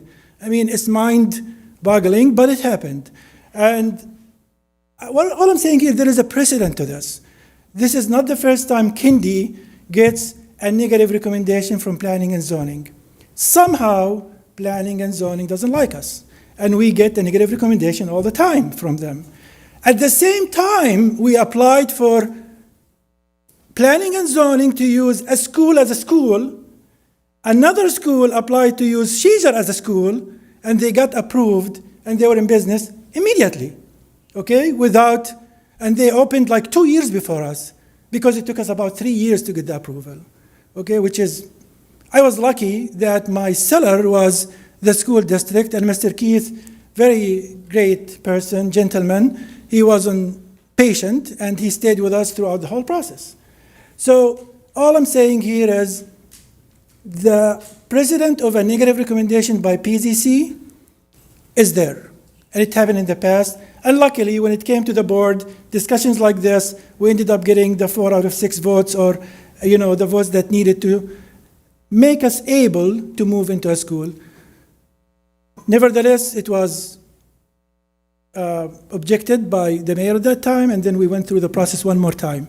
So it's been a very lengthy process for us to use what used to be a school as a school, and I see the challenge in changing the zoning on a building that is an office building into a school. But we already have a reputation of doing great job in Lyle. I don't think anyone heard anything negative, except some people speeding on the road, which is out of our control, but as a school, we abide by every single stipulation in the village. At that time, as one last point, at that time, when the school was approved, there was a condition. So it was a conditional approval to change the parking lot to the 30%, I think, asphalt and so and so, or use permeable pavers. At that time, we changed it to grass. And then this past year, we got a permit, and now we changed it back to permeable paver because it was part of one of the options that we were given at that time. All I'm saying, the project cannot be just denied fully. I mean, there can be some conditions. Let's say that we don't like to have this here. We like to have this maybe come back to us in 5 years and let's talk about this. I mean, we're open to those discussions, but to deny the project fully without any discussion or any proposition of changes, I think that doesn't really go along with what is the area was designed to be used for, and all the reputation we have as a school in Kindy, which has been our home for God knows how long, over a decade. And then for all the effort and studies, it's all studies. We have objective numbers that show this project works. It doesn't affect the traffic. We're improving the landscaping. We are giving back to the community, okay, as a school. We already did it. We're going to do it even more once we have this project. All the objective studies are there. We're not affecting the taxes, very minimal. I think it was $4 or something on a tax bill. Everything was done based on a study versus people just saying, well, I think my kids, it will be so noisy for those kids to have a recess. I mean, give me a break, you know? I mean, so noisy. All our homes are next to parks, and parks are noisy. My house I live in Oakbrook Terrace, and it's next to the Montini Catholic School, and they have those huge games, you know, and they're noisy, but it's beautiful noise. I enjoy that noise, you know, kids playing games, you know, somebody's commenting on them. This is a beautiful noise compared to, like, there's a fire department down the street from the same subdivision. So that is, sometimes it's a noise. Of course, it's a well-needed service, but all I'm saying, kids playing outside, you cannot hear their noise 700 to 1,000 feet away, you know, especially you are obstructed by a pond, trees, and maybe homes before they get to you. So this project on merit, it works. It's been proven using data. The use of this building as a school was permitted for a long time. There's a school already next door, and I believe based on all of that, based on the value we bring to the community, based on all the appreciation and the reputation of the community in Lyle, because of Kindy and of course other aspects, I think the project should be given a thumbs up. I really do appreciate the time that you guys are sitting here listening to us. I know some of the stuff is repetitive, could be boring, but I really appreciate that. It's not an easy thing to be a trustee on a board, but I really would like for you to really understand where I am coming from, where Kindy is coming from. We're doing this out of love, out of passion. We're a non-for-profit organization. I could have been a profit school, and I started as a regular corporation, changed it to non-for-profit, because this project wasn't built for money. It was built to build citizenships. I started this project to build people, to build citizenships, not to make money. And I think more projects like this are needed in our world today. Thank you so much. Thank you guys for your presentation. Please stop. Thanks. All right, now we'll open up for public comment. Whoever gets there first gets to. Hello, I'll start. Kevin Coyne, I'm an attorney with the law firm, Chicago law firm Buckhalter, located at 180 North LaSalle in Chicago, and I'm appearing on behalf of Corporate Woods, who is an objector tonight. And one thing I want to make clear is that this is not a referenda on whether or not Kindy Academy is a good school or an asset to the Lyle community. Clearly, it is. We have no personal objection or issue with Kindy Academy as an institution. Tonight is a far more limited review. Does a school use in this very large, important building and this very important location make any kind of sense at all? And we would contend that it does not. We agree with your plan commission that it does not. We don't agree with petitioner's counsel. We don't believe that the petitioners made their case on any of these requests for relief. We believe they've been failed overwhelmingly. When we talk about the change in the PUD, your code is very clear. This area, by your own planning and careful deliberation, schools were restricted from this area, and for good reason. This area is designed, intended, and hoped to be a marquee office locale. If you repurpose this huge building right at the entry point to this area, you end the potential of that happening. And you're going to hear from a planning expert here, Dan Gardner, shortly to that effect. Zoning code doesn't allow it, and from a planning perspective, it simply makes no sense. You're going to change the area forever, and the potential of this being a marquee office use is not going to be there. It's simply incompatible. We talk about the other issues that have come up. We just heard the line, beautiful noise, and hearing children play is beautiful noise when you're hearing it from a park or a yard, but if you're in your office, in your expensive suite with important clients there, hearing the beautiful noise from the kids probably is not going to be ideal. It's going to impact your decision whether or not this is a fit for an office purpose, and that's exactly why your planning department probably found schools would not be compatible for an area like this. Beautiful noise is not so beautiful when you're a stressed out professional, maybe trying to get some work done. You've seen, with respect to PUD changes, One thing we haven't heard much from, Petitioners Council doesn't agree with me on this point. There are recorded documents on this property that suggest more than just the petitioner should be taking part in a major PUD change like this. We've seen no other support from other property owners to do this change. And I think there's a legal question there that's been somewhat left over a little bit as to whether or not we can even do this. So there's a question there that we've not had answered.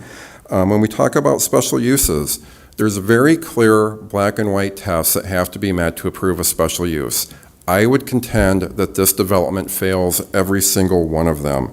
Will it be detrimental to the neighbors? Yes. We've heard at the Plan Commission at length, we had a very well-credentialed valuation expert. He's a professor at Chicago College of Law. I know he got beat up a little bit at the Plan Commission hearing by my counterpart, but they don't let just anybody be a professor at a school as nice as the College of Law of Kent.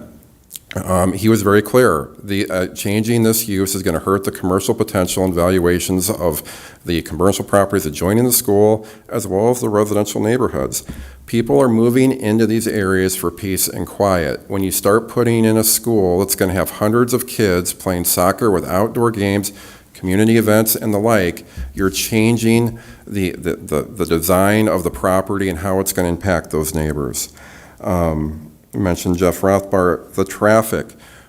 It was brought up, why haven't we brought in a traffic consultant? That was discussed on our end. One of the reasons we didn't, a few of the reasons, was it's been so inconsistent and unknown as to just how many people are going to be in the school. Yes, we've heard testimony between 200 kids or so. The building fits over 1,000. So if you're only going to need a building for a couple hundred kids, why are we buying this huge building in this marquee office location? It just doesn't make any sense. We also heard opposing counsel speak to using common sense a little bit in reviewing the testimony from the attorneys. Well, I was a plan commissioner in Naperville and was a city councilman in Naperville for a long time. I was in your seat over 10 years plus hearing these hearings. Not one time did I ever have a traffic study come in that said anything but, don't worry about it, it's all good. We know better. We know when you start having schools and community events that are going to be taking place right on top of corporate office users, you're going to run into traffic and congestion issues. That's just a fact. We have not paid the $10,000 plus it would probably cost to have that study done. I'll grant him that. But in our view, it's a matter of common sense that you're going to have some issues there. We're talking about, again, your design elite office corridor. How does that happen when right when you turn in, you have a huge school with hundreds of kids playing outside? That you've changed the branding of the area permanently. Does that mean I'm done? That was your 5 minutes. Oh, 5 minutes? Oh, okay. All right. Well, thank you. We'd ask that you follow the Plan Commission's decision and vote no. Thank you. Next up. Good evening, Mayor, members of the board. For the record, I'm Dan Gardner. I'm principal of Gardner Advisory and Consulting. I submitted a written planning and zoning and development opinion and testified before the Planning and Zoning Commission. Because that material is part of the record, I will not repeat the full presentation. Obviously, I have a limited amount of time here as well. To reiterate what Mr. Coyne had said, this is not an opinion of Kindy Academy. This is a site-specific. It concerns whether this particular development program at this particular location and with the requested departures is consistent with the comprehensive plan, the purpose of the Corporate Lakes PUD, and the applicable special use and plan development standards.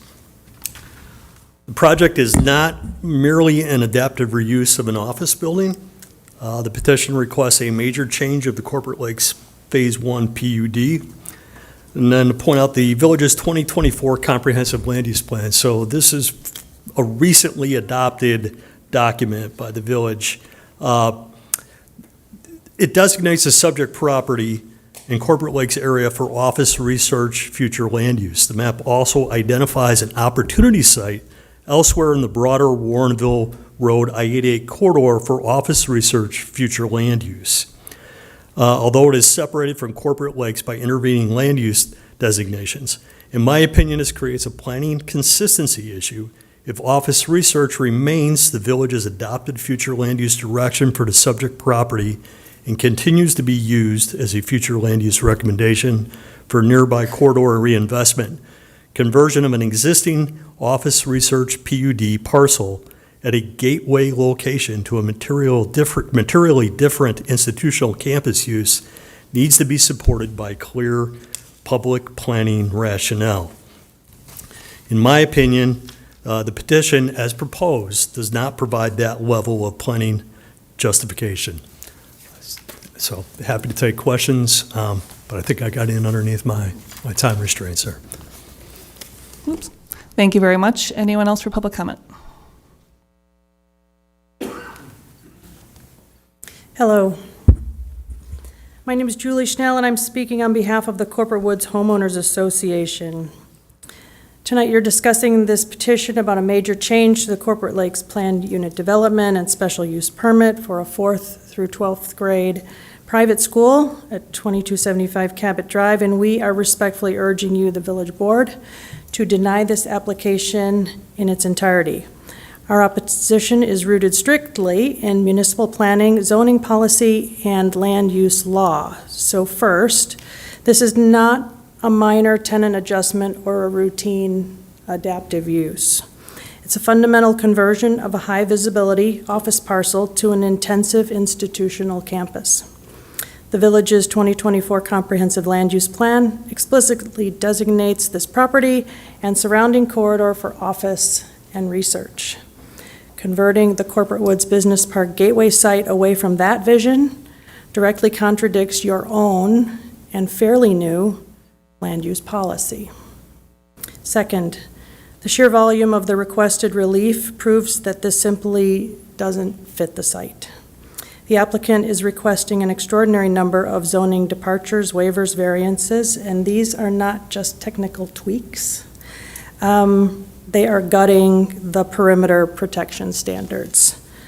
The parking is slashed, the perimeter buffers and yard setbacks are drastically reduced or non-existent. High-intensity operational changes are introduced, including operating long past normal business hours. So when a single parcel requires this volume of relief, it's no longer a variance request. It's functionally a rezoning through the back door. So third, under Illinois legal standards established in the LaSalle and Sinclair case, this proposal fails as a matter of law, as explained by Dan in his report. Jeff Rothbarth also testified that this will result in a reduction in property values for the adjacent office buildings. So a traffic report was not prepared because enrollment numbers were never nailed down. And in the absence of that information, we can't do a traffic study.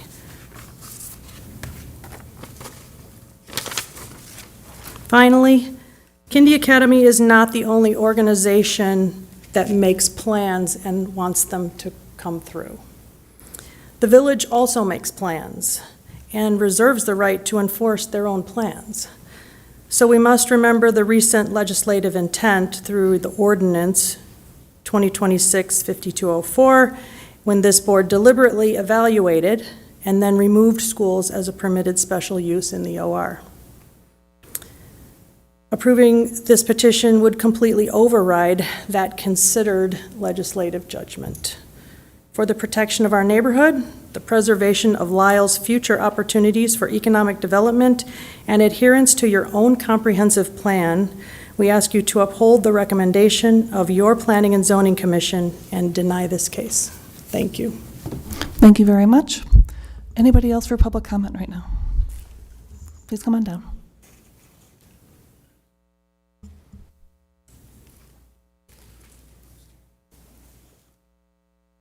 Kyle Jones. I'm with the Water Quality Association, and we're opposed to these variances. Water Quality Association's been in Lisle for over 40 years.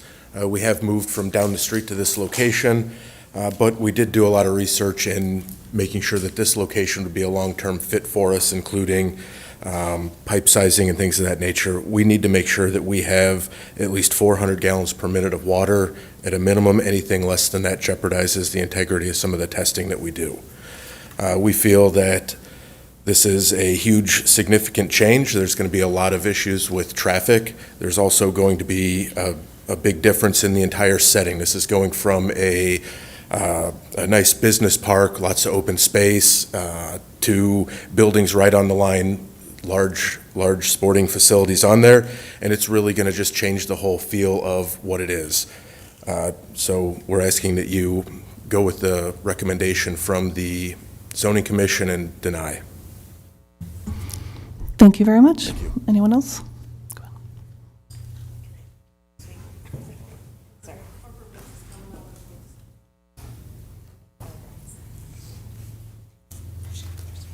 My name is Brian McClure. I've lived in Corporate Woods for over 33 years. I've had offices in Lisle for much longer than that. I own a commercial insurance agency. I own Pathway Connections right off of Yackley in Indiana. 15 years ago, I built that school to be in service to this town as Kindy came to be in service.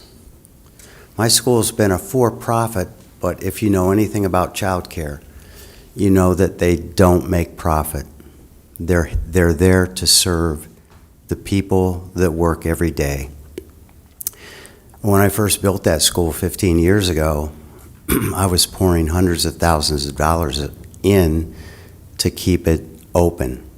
Today it has 25 teachers and 125 kids and a 2-year waiting list because, you know, we have some rules. The kids don't get to use any technology from 6 weeks to 6 years until they get into school. They have to say a prayer of thanks to their God before they eat. They have to have family-style meals and learn how to share. They actually do the things that all of us did as children with our parents. And the teachers in that school are the parents. I want to say that all my kids went to school. I coached baseball, basketball, and football here. All of our kids are geniuses. My daughter's at the University of Colorado in Boulder in a 5-year engineering program. She didn't go to a private school, she went to a public school. And so did everyone in our neighborhood. We have doctors, lawyers, engineers, and very successful people. I'm sure Kindy does, and I'm sure that we all do. Our children have been successful because the framework of a community is the connection that you have with all of the people. This town is much bigger than just Corporate Woods. This is not an economic engine for Lisle. What Lisle needs is an economic engine because the people that suffer the most are the people that have fixed incomes, and they don't live in areas that, you know, have a higher earning capacity. And one of the things that I think is extremely important for a place like Lisle, in between Naperville, Downers Grove, Oak Brook, is that we can develop the businesses and the people to come in if we can get an economic engine to come into an area. Obviously, COVID hurt everybody, but things always go up and down. And the next big thing will be coming. We need to follow the plan that we have. If we start to let nonprofits come in, I mean, I've listened to all this. I had a profit school and then I decided to make it nonprofit. I should make mine nonprofit because it's only a 9,400 square foot building that I pay over $30,000 a year in taxes. If I make it nonprofit, I'll have $30-some thousand more to spend on those kids. You know, I'm not going to do it because that would be more paperwork. But the point is, we need an economic engine, not more nonprofit, because if a nonprofit came in that location, I'm not saying that there isn't a place for it, in that location it will hurt any future opportunities that we have ever had to fill that park with something that will pay the taxes, that will be taking the burden off of the entire town. And, you know, do I think that it will cause a problem for where I've lived 33 years? Absolutely. If you don't think people are going to be coming through our neighborhood and parking or dropping kids off to try to walk right through with all of these changes in the PUD, you're wrong. because there isn't going to be parking, and there's going to be businesses, and businesses will leave. And, you know, that is the biggest reason why they're going to leave. And I do believe that there will be a traffic program. I've lived there for 33 years. Leask Road has never been busier. It's very hard to get out of Leask Road in the morning because of all the traffic coming down and a light that barely ever changes. You know, the fire station is there, you know, Dr. Ladon's office is there, and certainly there's businesses, but it is a busy cut-through that it never used to be. That's it. Thank you very much. Next speaker. Hi, my name is Rebecca Jensen, and I am a homeowner on a property just to the north of this project. So my backyard has one of the ponds that you probably saw when you looked at the zoning plan. And our yards on Pebble Creek Drive don't have fences. By and large, they are a migration path for all kinds of animals and birds that come over from the Morton Arboretum, cut through our yard. They have their little goslings and their ducklings that use those ponds, and they go from pond, the one across the street from me, to the one behind me, to the other one. And when I saw some of the preliminary plans for the zoning, they include ugly chain link fences, retaining walls, new lights, and I don't think that that is in keeping with the Arboretum Village and the peaceful. And I also am the CEO of a business that is across Warrenville Road. It's up on the top. And we have a patio out there where I have staff meetings. I have people come in from all over the state for business meetings. I don't think that having whistles and games and things are in keeping with getting work done. And it's certainly not in keeping with the tremendous amount of money that me and my neighbors have invested in Lyle to create something that is truly for a long-term value for our neighborhood. When I told the realtor that sold the home to me what the proposal was, he told me that I would likely see a six-figure decline in the property value of my home. And he reminded me one of the reasons that I chose to live on Pebble Creek Drive was because it was peaceful. It had that vibe of the Arboretum Village. And so I am hoping that you uphold what the zoning committee has already decided. It would not be beautiful noise to me year-round, all times of day, having all kinds of games. And I didn't catch it earlier when I heard that now they would be renting out the soccer field. So that's, I don't know how much it is to Lyle right now that they're paying, but that's going to even take more money away. I don't appreciate them not paying taxes. I pay a lot of taxes between my company and my home. I want to invest in Lyle. I think that there is a better way to grow that area and curate businesses that can be brought in. And the same reason that I chose to renew my lease for my business could be what other development options are for other companies. So I also think that it's going to add traffic to my neighborhood. There's a little sidewalk that goes just right down the side of my house that anyone can cut through to get to that corporate area. I mean, I've dropped off kids before. I know that likely the parents would be on Pebble Creek Drive, drop off their kids, cut right by my home to get over to that school. And I highly doubt that they're going to go downtown Lyle to get coffee. More likely, they're probably going to go up Leask Lane into Wheaton and then patronize the businesses in Wheaton. So I highly doubt that it's going to result in any net income to Lyle on that standpoint. So again, please, I'm hoping that all of the investment in the decade plus that I've lived in Lyle isn't for nothing, because I want to come home from work and have peace and enjoy the backyard and enjoy Lyle. And if this gets approved, I just don't feel like that's going to be compatible. And I will probably likely move out my company when the lease is up as well. So I want to stay in Lyle, but I don't want to feel like the Lyle town doesn't want to invest in us when a lot of us have invested. So please uphold what the Zoning and Planning Commission has decided. Thank you. Thank you. Anyone else for public comment? Please come on down.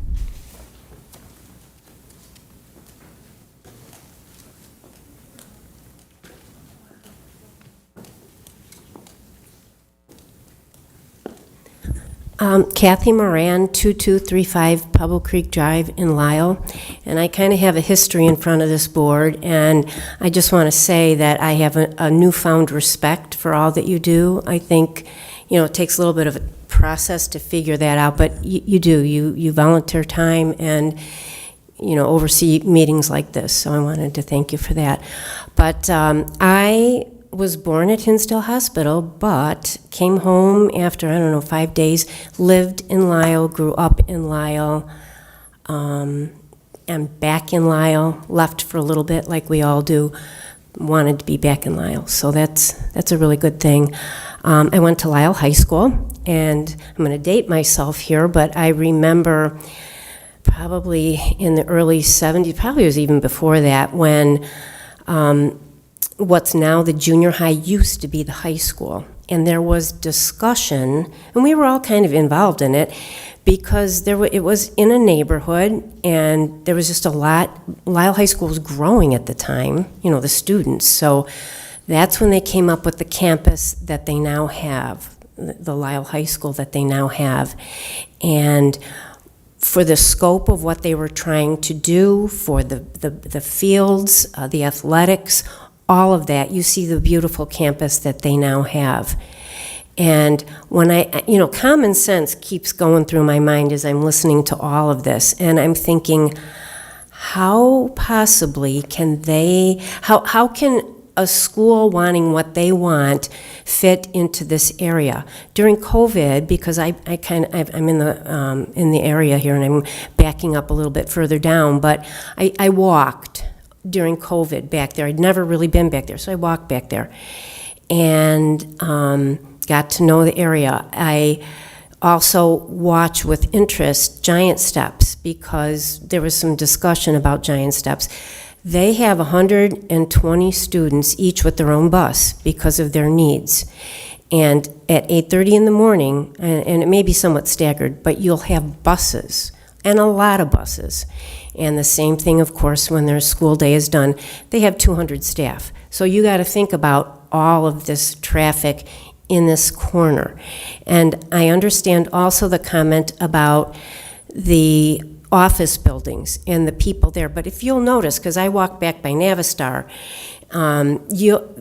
it's staggered. They come at certain times. Some start at 6 a.m. They leave at 3. Some start at 8. It's all staggered. When you have a school, you might have a little bit of stagger, but you're going to have a lot at the same time. And my concern also is with Giant Steps, because buses are very, very different than vehicles.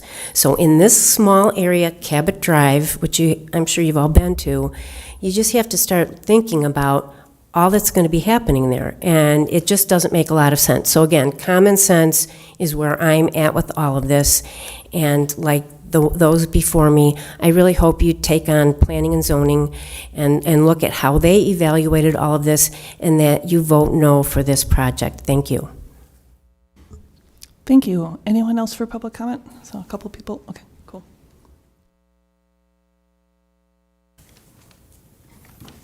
Hi, good evening. My name is Muhammad Aleem. I would like to just express my support for this project, for Kindy taking over the proposed location. I have 2 children currently attending Kindy, and hopefully in the future my third will also go there. I'm also familiar with the area because I work at International, formerly Navistar. I've been there for 12 years, so very familiar with that park. I've been commuting back and forth there for this long period of time. I kind of want to bring up the traffic that people have been talking about. Things have changed a lot over the last, 10 to 12 years. Prior to COVID, when we had a global pandemic, that office park was full. We used to have a ton of traffic going through it. Post-COVID, there's vacancies in the area. We've all moved to a hybrid work schedule, as you know. A lot of businesses have done that. People don't come in every day of the week. So the traffic has dropped down to significantly compared to what it was prior. So this project, I don't see how the proposal only gets us back to that old capacity, or probably far less than what it was. I don't see how that impacts it. And then you consider all the vacancies that are in that area, you really never get back to what you were experiencing there 12 years ago. Another thing I wanted to talk about was cutting through Leask Lane. I commute through there. It doesn't make sense to cut through Leask. If you want to go west, you would take Naperville and go down that way. If you want to go east, you'd go through 53. If you go down Leask, you're going through a winding road, you're doubling back on yourself, and then you're crossing horse crossings, animal crossings. It doesn't make really a lot of sense for anyone who frequently commutes that area. You would take either Naperville or 53. So those are a couple of my points. And finally, the last thing I want to say, a lot of people have spoken about it in support of Kindy. School brings a different kind of activity to the area. You've got your teachers, students, parents, staff, all becoming part of the community, contributing to the community, and you really hear about the excellence of the school. A lot of people have talked about that. I just want to reinforce that. We've seen that ourselves, me and my friends who are parents at the school as well. So I really would like you to strongly consider approving this for Kindy and allowing this project to move forward. Thank you. Thank you very much. Next speaker.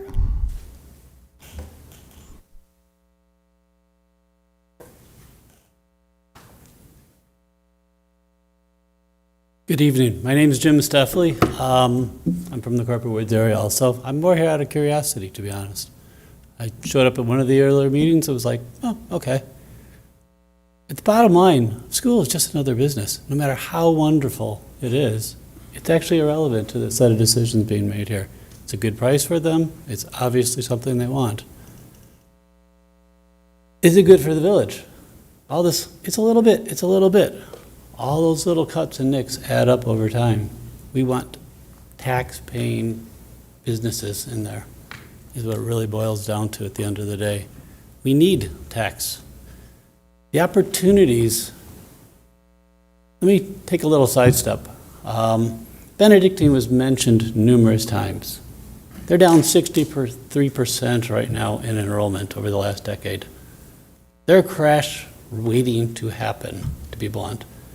That's at a point in time when 1% of colleges, or less than that, half of 1%, are failing right now. They're predicting 25% to fail over the next decade.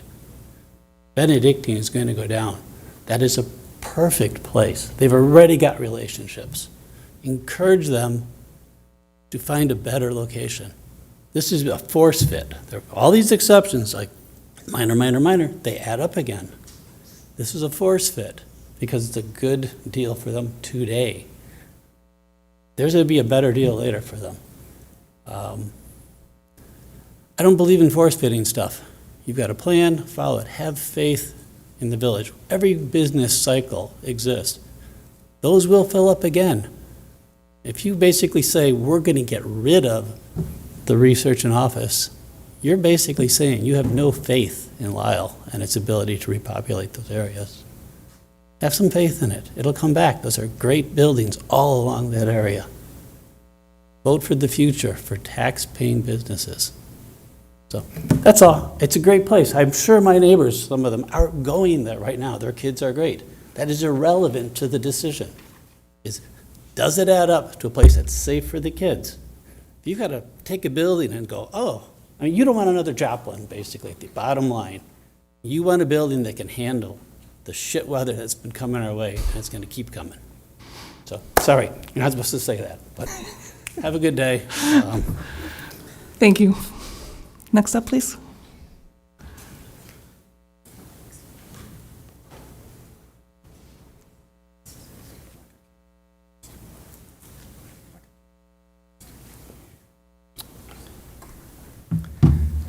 Good evening, my name is Tarun Kumar, and I'm here as a Lisle resident. I'm very concerned about, maintaining the integrity of Lisle's planning process.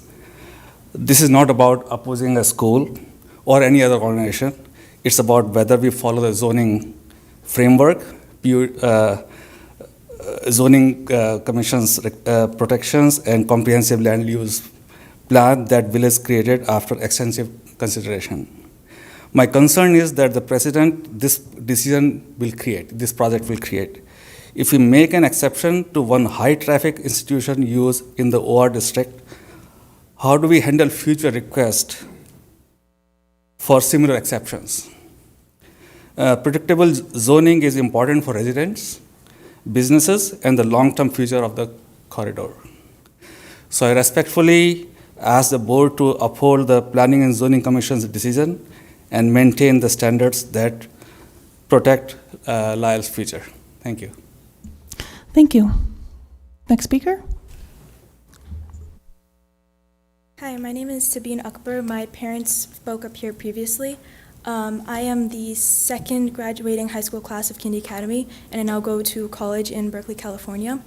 I've lived in Lyle since I was 5 years old, and I drove to school all of my last graduating year of high school.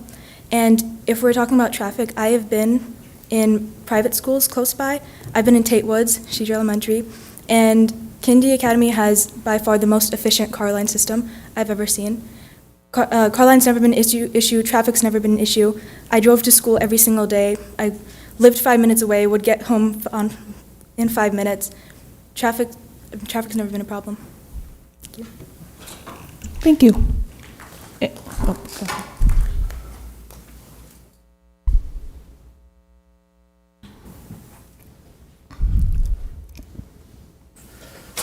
Good evening. My name is Fahad Iraqi. I didn't plan to speak. There's so many people speaking for and against, so I won't take much of your time. I want you all to go home. So, been a resident of Lyle for over maybe 13 years.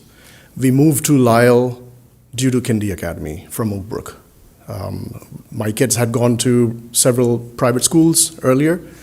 It didn't settle well with us, and we chose Kindy. Grateful for that. And so you've heard testimonies from various parents about the product that I would use the word product over here. The Kindy rolls out in kids, right? I mean, they're going to Harvard, Berkeley, and their STEM courses, etc. So I'll put that aside. What I hear from various people talking is traffic congestion and water pressure and zoning. Those are the three things I could catch.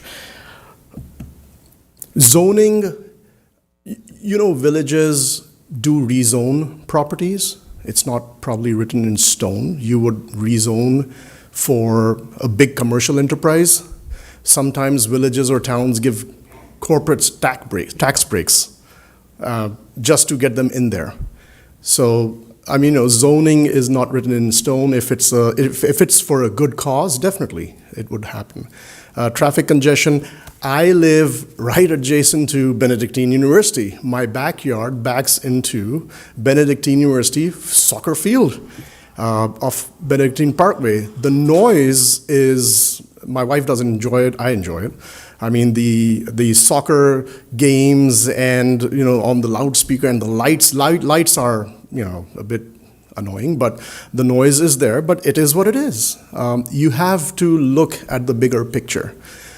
If it was just a stadium, yes, but if it's a college stadium, if it's a college, an educational institution which is doing something for the community, you can, look away a bit, you can bend the rules, you can change the rules.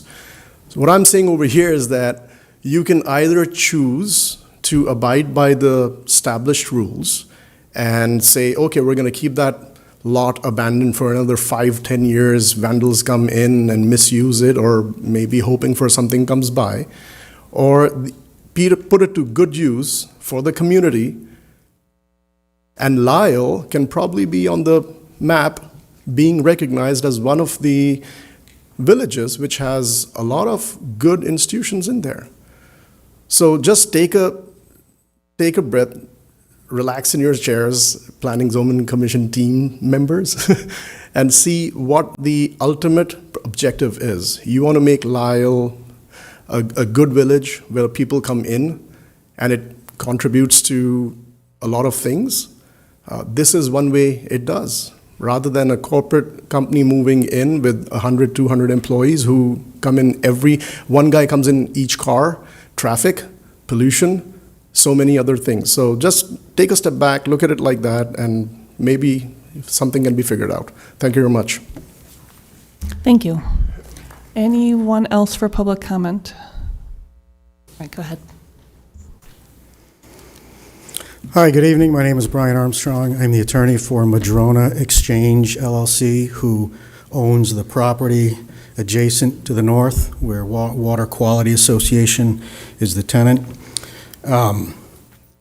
First, I agree with everything that Mr. Coyne said and that the planner said. I'm sorry, I forget your name. Mr. Gardner said. I think they're correct about that. Nobody at the Planning and Zoning Commission and nobody here tonight has ever even come close to impugning the quality of the education that students at Kindy will get or the achievements that they can accomplish later on in their life. But those are not the standards that you have to decide this on. The standards that you have to decide this on are very clear in your ordinance. So the 4 standards for the special use and the standard for the PUD. Time constraints prevent me from explaining why they fail to meet all of those standards. I tortured the Planning and Zoning Commission with that, and that's in the record. I won't torture you with that because I don't have the time, but suffice to say, given their recommendation of denial, they agree that the applicant failed to meet those standards. And remember, it is entirely the applicant's burden. The objectors don't have to prove anything. 100% of the burden is on the applicant here. The applicant failed to meet the PUD standards also, as we know, from the Planning and Zoning Commission recommendation of denial. There is no benefit to the public here. The benefit to the public that was offered was a sidewalk, but that sidewalk turned out to feed the private tennis courts on Kindy Academy, and the applicant presented evidence that they might consider some people as trespassers on that sidewalk, depending on what kind of dog they were walking. Now, adverse consequences unique to this proposal at this location. Again, that was thoroughly explained at the Planning and Zoning Commission, and I'll just hit some of the top highlights here, top line highlights here, that are problems that are unique to this location, this project at this location. As you've heard from others, being surrounded by office and the office use, a school is not compatible with that for the reasons Mr. Coyne and others have explained. There was testimony from people that they would not rent if they knew there was going to be a school here. The Water Quality Association said they would not rent where they are if they knew there was going to be a school here. Ms. Johnson, even across the street, said she would not rent if she knew there was going to be a school here. That's evidence that demonstrates how harmful this proposal is to the area.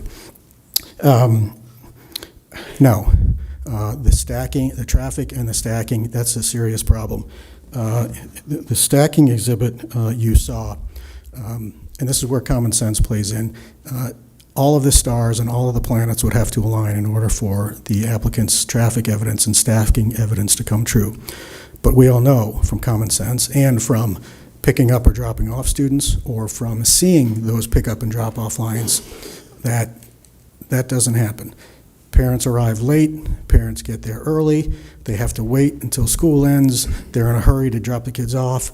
If there's a line of students for pickup or drop off, what are they going to do? They're going to tell their student, meet me in the parking lot next door, the Water Quality Association parking lot, my client's parking lot. After school events, people are going to park in the Water Quality Association to go up to the soccer field because that's much closer.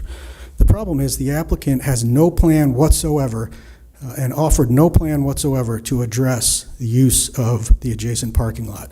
They say they have a plan for managing the traffic, but in reality the evidence was the plan was safe crossing of pedestrians. Now certainly that is very important. I don't discount that at all. But ability to access my client's property is important as well.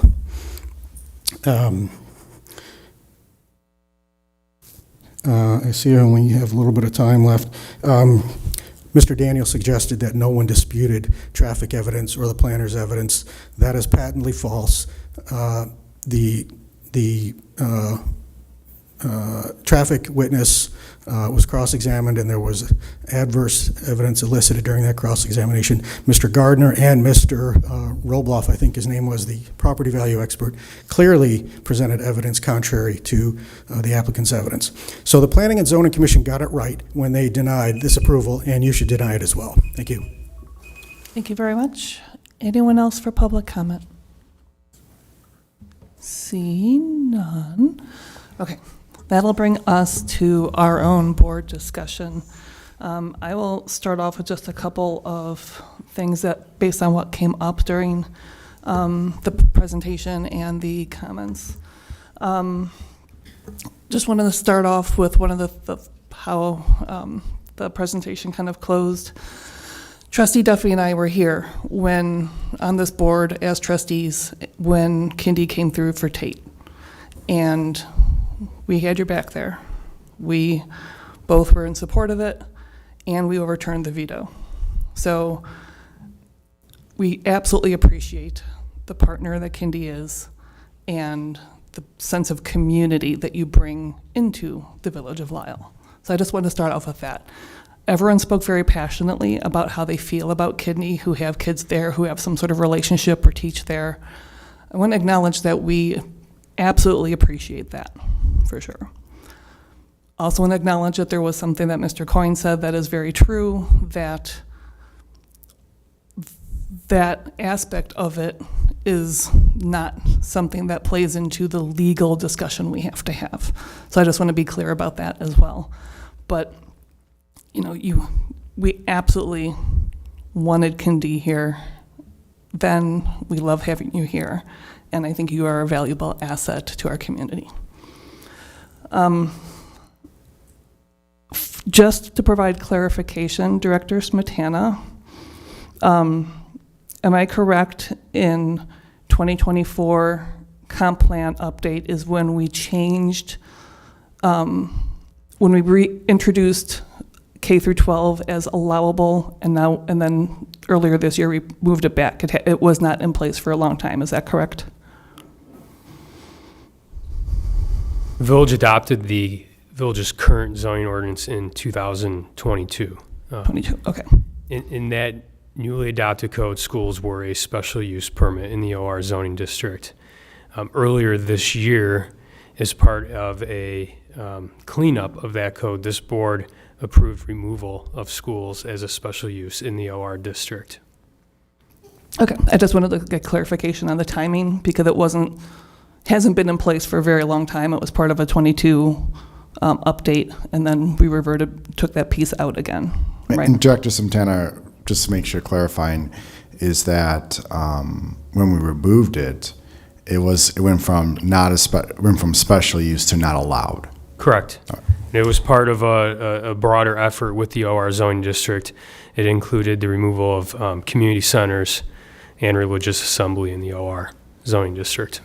Okay, thank you for the clarification. Welcome. And then I do have a question on, since it was a hot topic and something I'd like to just dig in a little bit around traffic. So if I could ask a couple questions around the traffic plan.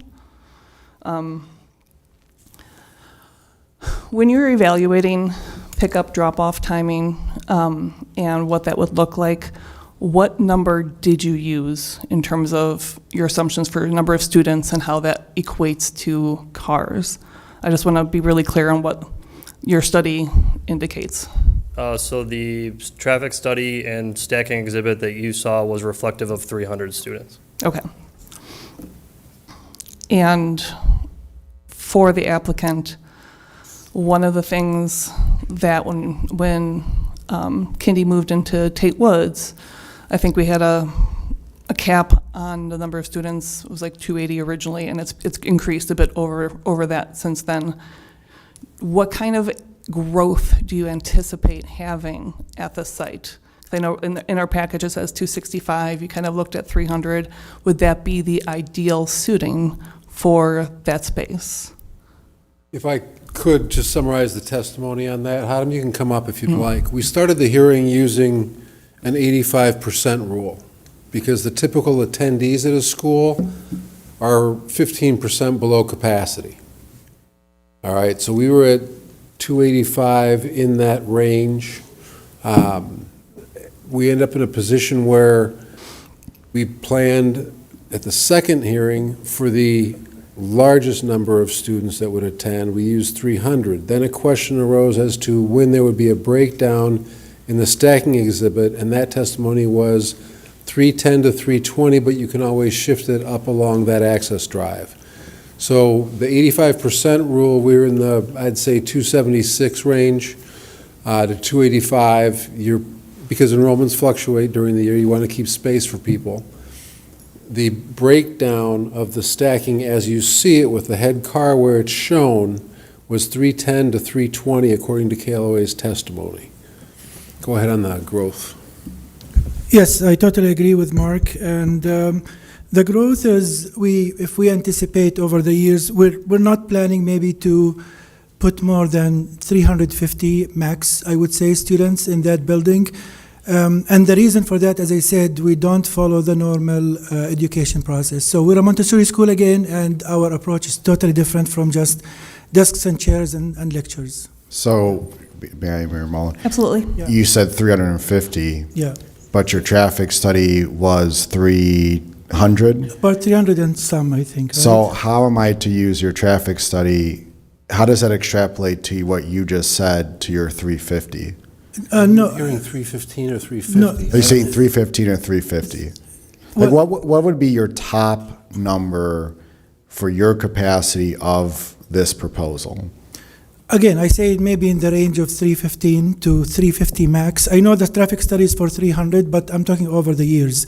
Well, I understand that, yeah. but then that means to me, your traffic study doesn't match to what your plan is for your total capacity. Yeah, that is true. If I say 350, that is definitely true. The traffic study is for 300.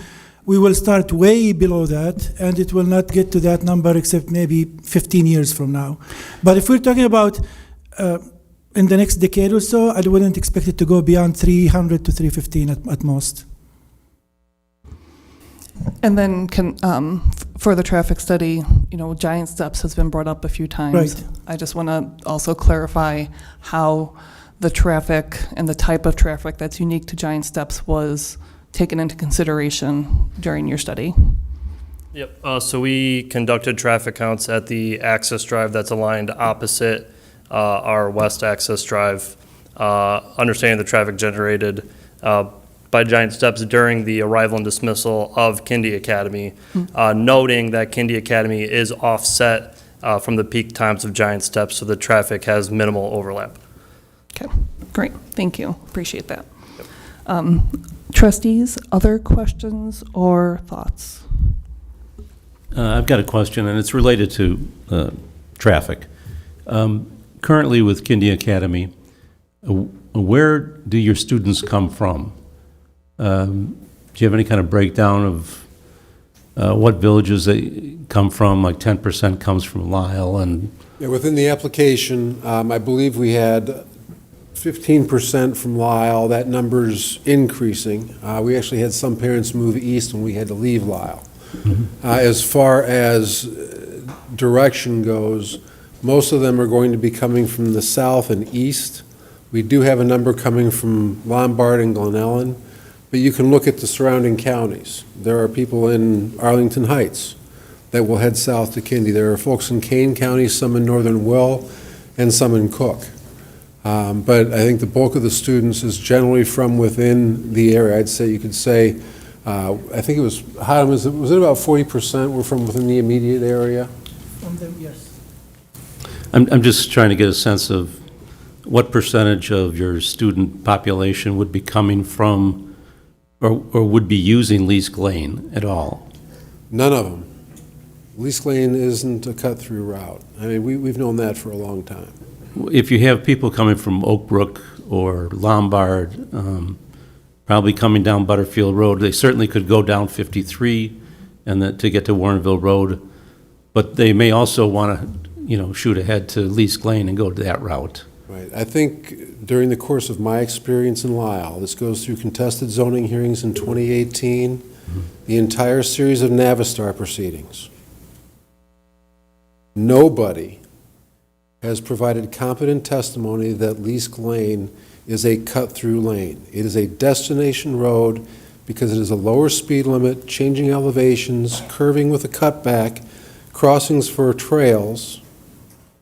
It's not an efficient route. You heard that from an employee from Navistar today. He's never taken that route. Now, I can tell you those experts weren't mine. And when I opposed Navistar, when I did some prior legal work in 2018, none of those studies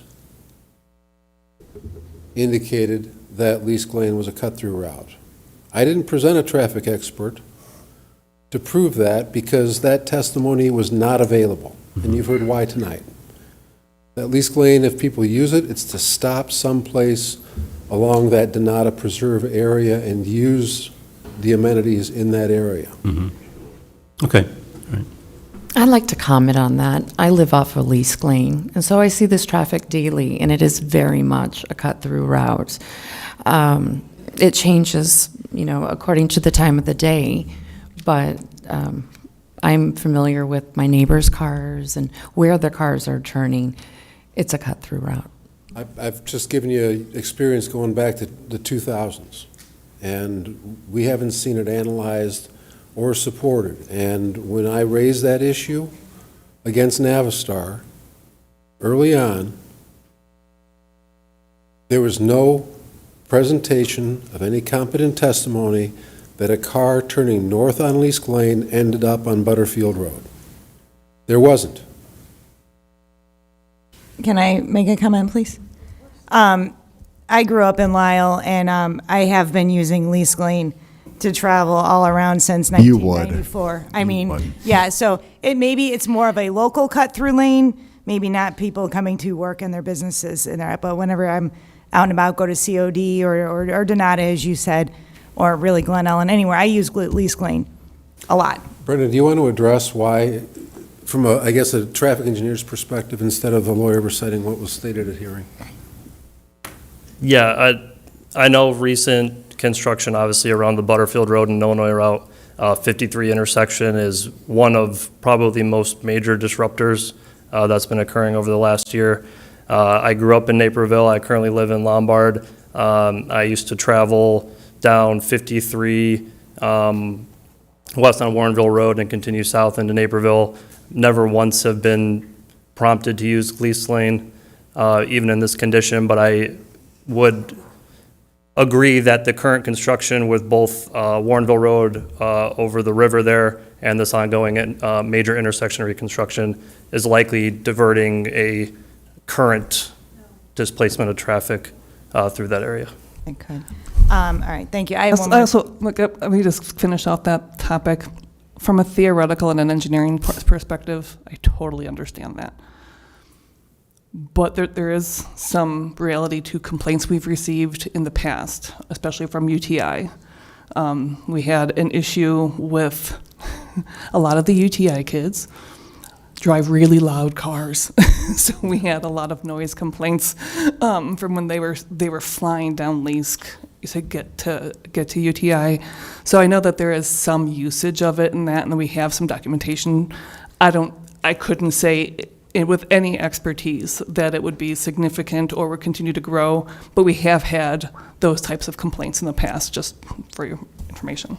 And I would agree with that, Mayor Mullen. I don't think that I guess I can't say I don't know, but that it may cause this significant backup that maybe people are saying that it will, but to say that people don't use it as a cut-through, I think is not correct.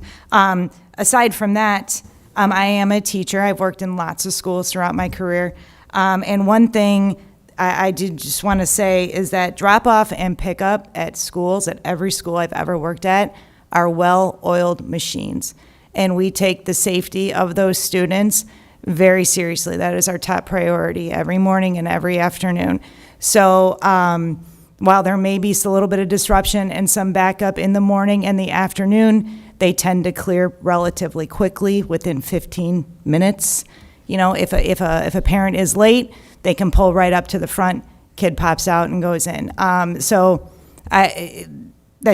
one for Kindy in my opinion, but that's all I have for now. If I may, I just want to comment on this. And one of the objections or the main concerns when we took the current building on Middleton was exactly that, the drop-off and pickup.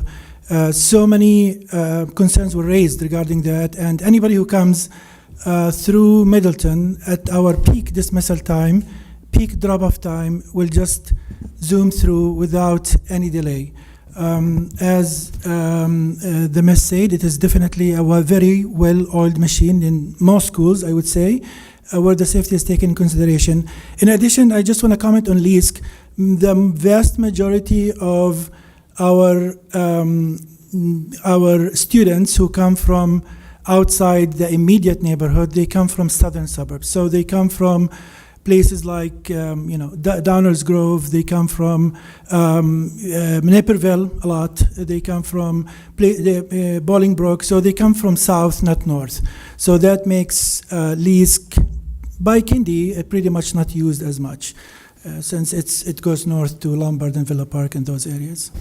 Thank you for that. Since we're on this topic, you said an operative word about Middleton, your parents are zooming through. Not zooming, I say like anybody who comes at that time is What not I mean blocked. is, 3 months ago, we had at least 4 or 5 homes on Middleton come in where we had kids talk about close calls of being hit by some of the parents. And we knew they were the parents because of the stickers over the other people talked about it. I know our police department had to approach you, and this was after the parents had tried to discuss this with you first. Right. I don't like it when the village has to intervene to get someone to help police or have the responsibility of their parents. Your excellence on academics also needs to flow to the parents in following basic laws of driving through the residence. Yeah. Because I know when we had our police officer go Right. there, several citations within a few hour period were issued. So it wasn't an issue of, is this actually a thing? It is actually a thing. Yeah. And I can tell you no amount of baskets or anything are going to cover if a kid gets hit. Sure. And I think you have added a lot of traffic. And again, I voted for you, and I don't regret any of that. Yeah. But those kinds of things, sir, Right.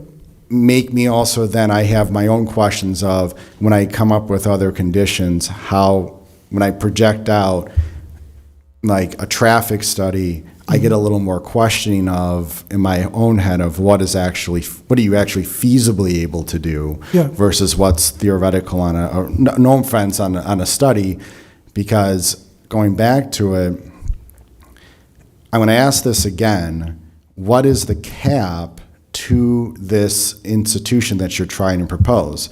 I've now heard 350, I've heard 315, I've heard 300, and that cap should have been the cap that your traffic study was done on. Yeah, which he did. I thought it was my mistake. I thought it was done based on 285, and then 85% will take us to 335, but it is 255, and based on that is 300. So 300 is the cap in this case, based on the traffic study. And if Mr. Daniels, I don't want to put words in your own mouth here, Yeah. but when you said, but when it gets to like 310, does the stacking essentially it doesn't function any longer? So like if you have like 10 more, like where are we talking like a critical mass element? Yeah, I just want to say, okay, you want him to? Let the professional talk. I will just start. So the stacking shown in the exhibit is the peak stacking estimated for 300 students based on trip generation and how many parents we expect to be there at one time during the afternoon pickup. This is a stacking condition which limits stacking from extending onto that east-west drive aisle, ensuring that stacking does not extend beyond the shared access that is shared with the building to the northeast. So if you hear, if it would be 350, would that be a tangibly significant potential change to, like, I don't want to put words in your mouth, right? But like, I assume that your study then of 300 isn't a viable study in the sense of like 350, if that's truly the cap of this proposal. From a traffic capacity standpoint, we had looked at numbers higher than 300, and there was no capacity constraints from trips generated. As I mentioned, the 300 results in a queue to where that tail end of the dual stacking is contained south of the east-west drive aisle. When we looked at the 320 to 330, that's where that queue extends back closer towards the cross access, but we wanted to maintain it closer, contained within the parking lot. And then that is based on a condition where the queue doesn't extend to the northwest along that drive aisle further. The sheet that I opened the binder to is Exhibit 9 in your packet for tonight. So if talking from these numbers, the 42 shown is for 300. The 320 to 330 is where that queue then extends along the east-west drive aisle closer to the shared access. And then anything higher would result in queues going to the northwest. All right, thank you. Yep. So for me, the next logical thing from that is a discussion we had also when Bennett Academy was before us for their project earlier this year. There is just a human nature aspect of, wow, that's a long line, I don't want to wait for it. Hey, meet me at wherever, right? So have you guys discussed ways that you would encourage, work with parents to avoid pickups outside of the pickup line? Because it does happen in a lot of our schools. So there was an exhibit, I'll still work off this Exhibit 9, but there were 3 crossing guards planned, and we call them crossing guards because they're trained like crossing guards, and they can observe and direct traffic. One of those crossing guards had the direct view to the neighboring property. Okay, so when you think about that shared access drive, someone seeing a parent pull into that area will know, and parents sign a contract that the school can penalize them. All right, that's one thing. The other issue that we have is that system that Kindy has in place will apply here, where every parent has a placard. A car pulls in, and the way we know this line flows is that when a car pulls in, that placard's in the window, and the child or children of number 17 are out there by the time that they get to the curb for pickup. One of the things that you heard was that someone's going to get dropped off on Pebble Creek. Not going to happen. It's just, there's no pedestrian route. It certainly is going to be prohibited. Schools typically remind parents about drop-off and pickup. We discussed our willingness to participate in at least semi-annual meetings. We talked about turnover. We fortunately don't have a lot of turnover. With every new school year, there's always a flux. Sometimes there's an issue with the start of snow, with the change of seasons, but we try to plan for those. We use consistent folks that are in the parking lot. We even discussed a requirement that we use 2 buses at all times. We have 1 now, but we can have 2 buses to keep those numbers down in those lines. As far as observation goes, it is pretty clear when somebody is entering the property to visit the soccer field, there is no encouragement of a path from the north. We specifically designed the fencing, the netting, the field, so that we would not encourage traffic to drop at the north side of that field. The openings are on the west to encourage a pattern to come down on the west side of the soccer field. And that's when you don't normally stack for after-school events. So you should not see that. You should not see people parking on the neighboring property. Thank you for that. Go ahead. Oh, sorry, Ms. Garrett. I was just looking at the map of the area, and I know that a resident had spoken about that her house, there's a trail. So there is, in theory, a trail that could take you from Pebble Creek to the building, right? I mean, that exists. I don't know if it seems like it's a distance, and I'm not sure people would, but they might, right? It's there. 700 or 800 feet. Right. And you've got to cross an area that is potholed or has 4-foot drops in it. This is, you heard the head of Corporate Woods speak earlier. Adjacent to her house, she actually owns an outlot that went to tax sale because of the condition of this office park. She actually owns part of the office park. That route is posted with no fishing, do not enter, and by the way, there is a hole you have to watch out for on the way up that path. If that's one path you're talking about, you have to go all the way down Pebble Creek towards your Plan Commission chair's house to drop your child off. It's not a faster route. It certainly isn't safe. I tend to agree with you, but just wanted to clarify that there is an existing path, but. There is. It's just not the one that. Right. That's not the one I was talking about, though. That's a different one. I see the one right here in the map. Okay, I'm sorry. We can't have discussion from the audience right now. Public comment was the opportunity for that. Anything else on your guys' side? Yes, I want to say that I really enjoyed hearing from the parents and educators of Kindy Academy. I'm a teacher at a private school of about the same size, and your dedication reminds me of my community as well in education. And I want to talk about fundraisers. There will be soccer games because there's a soccer field and sports and after-school activities. But at my school, we have a large fundraiser almost every other month. So the usage of that property would change significantly. So this is weekends, these are evenings, Sunday mornings, whatnot.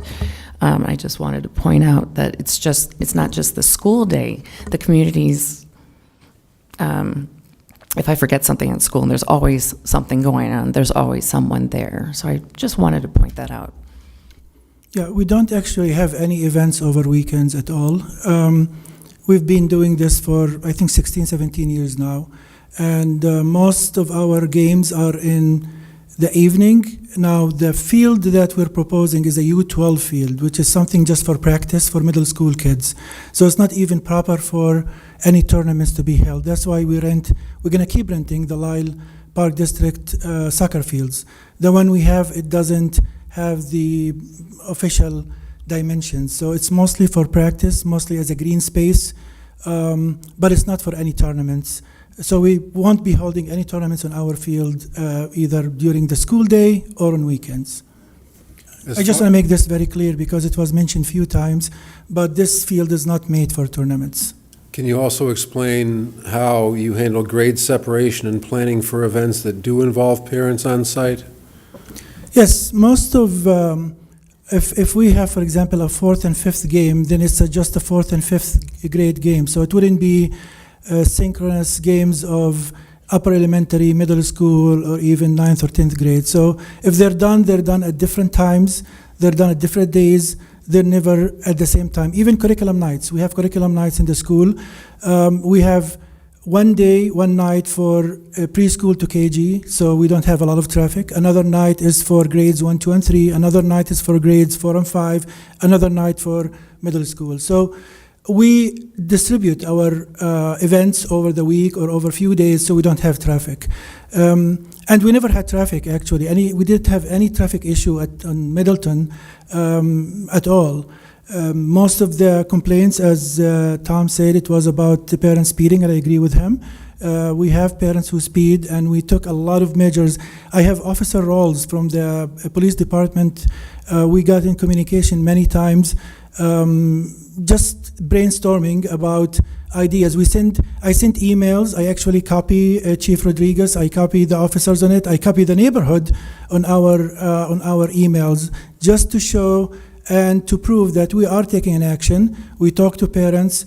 We started late last year to take plate pictures. We ask them to take plate pictures and send them to us, and so we can talk to the parents. We're trying to institute, of course, this year, maybe a fine system, to be honest, to be able to curb down on parent speeding in the neighborhood. So we do take steps. I collaborate with the police department. I collaborate with the neighbors. I have some of the neighbors' numbers and emails, and we copy them on all our emails when we send it to the neighborhood or to the parents. Thank you. Excuse me. Thank you. Other questions or feedback right now from the board? I don't know if Village Manager Cook or Director Septeni are kind of what you're looking for on this from discussion, but I think it's just for our own Yeah. benefit for next meeting or whenever it comes before us. I'll tell you, so this has been brought up a lot about, I think it's important that each case is looked at uniquely. This proposal is not Bennett. Bennett had an existing stadium and a school. It's not a park that's been put into a field that was owned by a park district. This is a school that's being put into an area that was not to be that area, right? It was supposed to be an office corridor.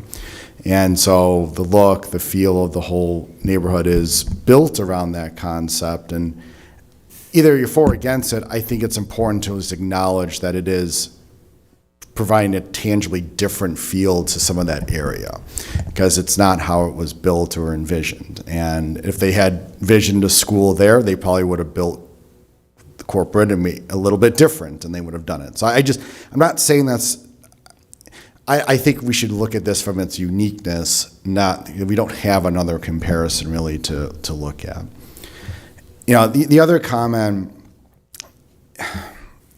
I get it that removing a property off the tax rolls can lead to a $4 to $7 potential increase for a Village of Lisle taxpayer, and that may not sound like a lot, and for a lot of people it isn't because we're fortunate.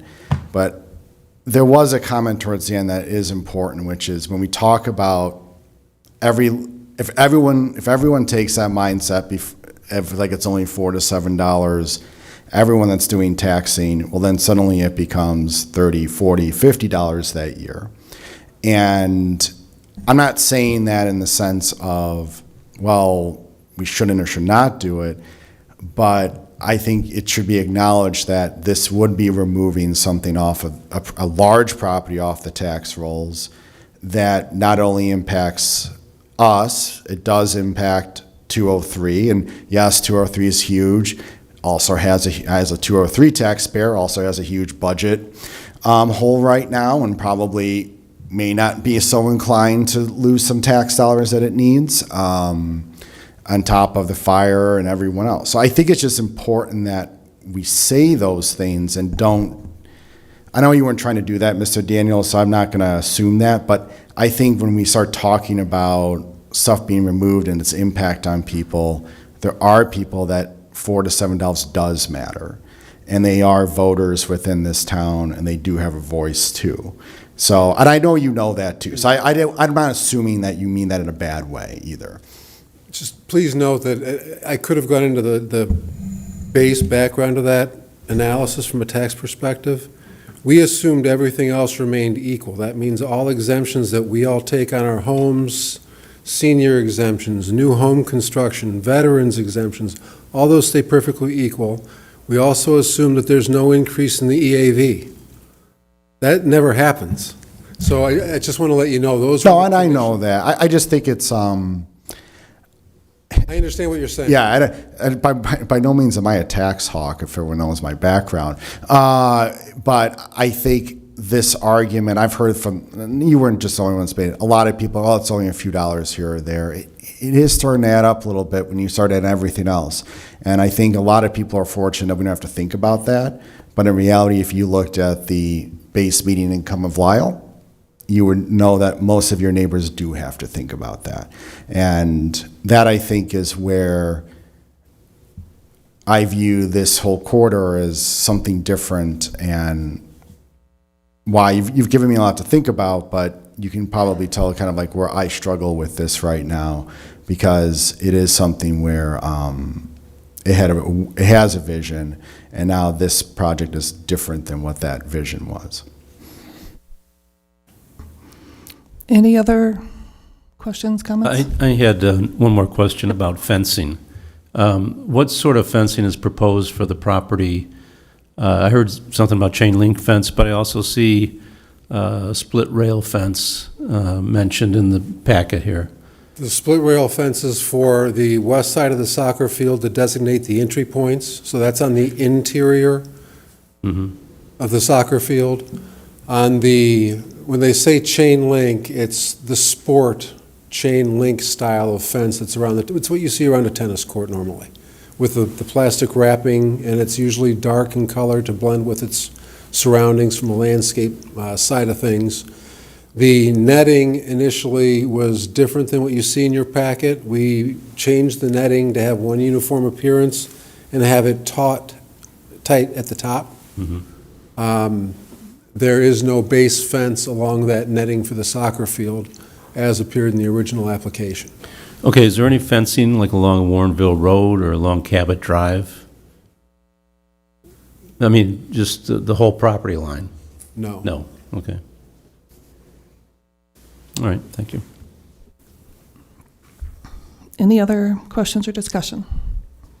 Okay, seeing none, we'll wrap up our discussion. Could I ask you one question? Sure. There was some dialogue back and forth tonight about the adoption of the amendment in February, and I want to be careful on that. There's been a lot not stated, I suppose, at this proceeding about that amendment that occurred following a zoning hearing that was published for cleanup and corrections of inconsistencies. We were not provided notice of that hearing. We found out from, I believe it was Ms. Schnell, that ordinance became effective well after we filed the application. I just want to be very clear on that. Our view of the Lyle zoning ordinance, and we've put this in writing at length to the attorneys at Ansel Glink and Mr. Smetana, is that you should not be considering this as anything but an authorized special use because of the timing of that amendment. I just want to be very careful on that, because that discussion and the answers left out the fact of the timing of the application, the disputes that we had with communications about it, and who was trying to declare that the application was incomplete from a village perspective. There was a lot going on that was really kind of upsetting to the applicant during that time period. We filed a complete application. The owner wants to see this go forward. It's been a multi-year vacancy that we're addressing. As far as when the question was posed to Mr. Cook, what would you like to have us come out of this meeting with? I tend to sit with folks and say, you know the comment that Mr. Armstrong brought up about that sidewalk? Here's why we can't do it, but here's why we'd give you an easement to put your own in if you ever found a way to get that sidewalk to serve anybody. We'd be happy to give you an easement to do it. Oak Brook does that all the time. Hinsdale does it. Elmhurst does it. We'd be happy to give you that easement. It's a sidewalk to, eventually, a detention facility. The intended bike route is along Cabot, to Forbes, turn north, and go towards the ball fields. That's under your bike plan. No one has thought about that, but I like to bring that up because that is a simple example. It's not necessary to have that bike path or that pedestrian route there. But if you want to have an easement in case somehow it does become one, ask us for one. You got it. Okay, if taxes are an issue, let's talk about that. If you want to say put your money where your mouth is and say, you know what, you'll reserve a certain amount of time for public school or public park use because that's one of the public benefits that you said you would have. I do think that your ordinances drive us to consider what Kindy does. I do disagree with you on that. I want to be very frank with you. Your ordinances require that the purpose of the departures serve a good that is important to the community, as good for the community or greater when you compare it to the positive for the developer. So it does bring in this question of what do the deviations promote on the lighting? I worked for the Division of Intercollegiate Athletics a long time. I've told a couple of you this. The lighting I push for, because I think without it, Lyle loses a benefit, and no one has complained about lighting at the hearings. And we planned it according to Bennett. That's me as a Parks and Recreation major saying that. Now, if you have a concern with lighting, you heard Haddam say, let's talk about it. Or let's pay attention to getting the school operable, and if you want us to come back and look at the lighting later, let's do it. But we have lighting as a public benefit because it does open it up to others. That's the type of discussion that I would think is very valuable here. If somebody has an answer for the Lease Lane circumstance, which is an existing condition people are complaining about, all right, if someone has an answer for that, if it's parent education, describing to them that in their materials, don't use Lease Lane unless you have a programmatic or family reason to be up there. I'm not sure what else you can do. I mean, you have another 240,000 square feet of vacant office space. And eventually that's going to hit Lease Lane also. But we're happy to talk and try to figure out what conditions you see as meriting further discussion to get it to a point where you are comfortable. The lighting is one of the pushes that I've said, Haddam, let's pay attention to this because that is a community benefit, direct and a facility-based community benefit that doesn't exist in the area. So I do want to thank you for your time. I know that I asked for the clarification on the 2 items, but I don't know, with a new village manager, some changeover in staff, how it is that you expect communication on those issues to go. Because when I look at the ordinance, I can say we can live by it. I can also tell you, you can read our materials and say that we have commitments in there beyond that. But Lyle doesn't typically regulate them. We don't have loudspeakers. Amplified sound on the outside. So people know that they can only come in and talk about whistles that coaches use. Because they're not going to have that boom, boom, boom from a bass or an amplified sound. That's something that you might miss, but we addressed it. So I hope discussions can continue. I think that you've got great people that work for you. I think any of you can call me and say, would you consider this condition? I'd certainly have that discussion. If any of you want to sit down in person and discuss it, I'm happy to do that. I think this is an important project from all sides. You don't see many people as invested here, and I'm not even talking about the near $500,000 spent. So I really hope that we've got your ear, and I know that we're getting your consideration on this. But I hope that there is some room for collaboration so that if there is an identified issue and someone says, boy, you know that Lease Lane issue that was never really understood, as I understand it, maybe there's a way we can correct that or at least tamp it down. You know, at the outset, instead of saying, let's worry about UTI, tell us what to do that UTI did, and we'll do it. Thank you for your time tonight. I am happy to sit down with staff, with you, with Mr. Silverman, with Dan, and the neighbors are always welcome.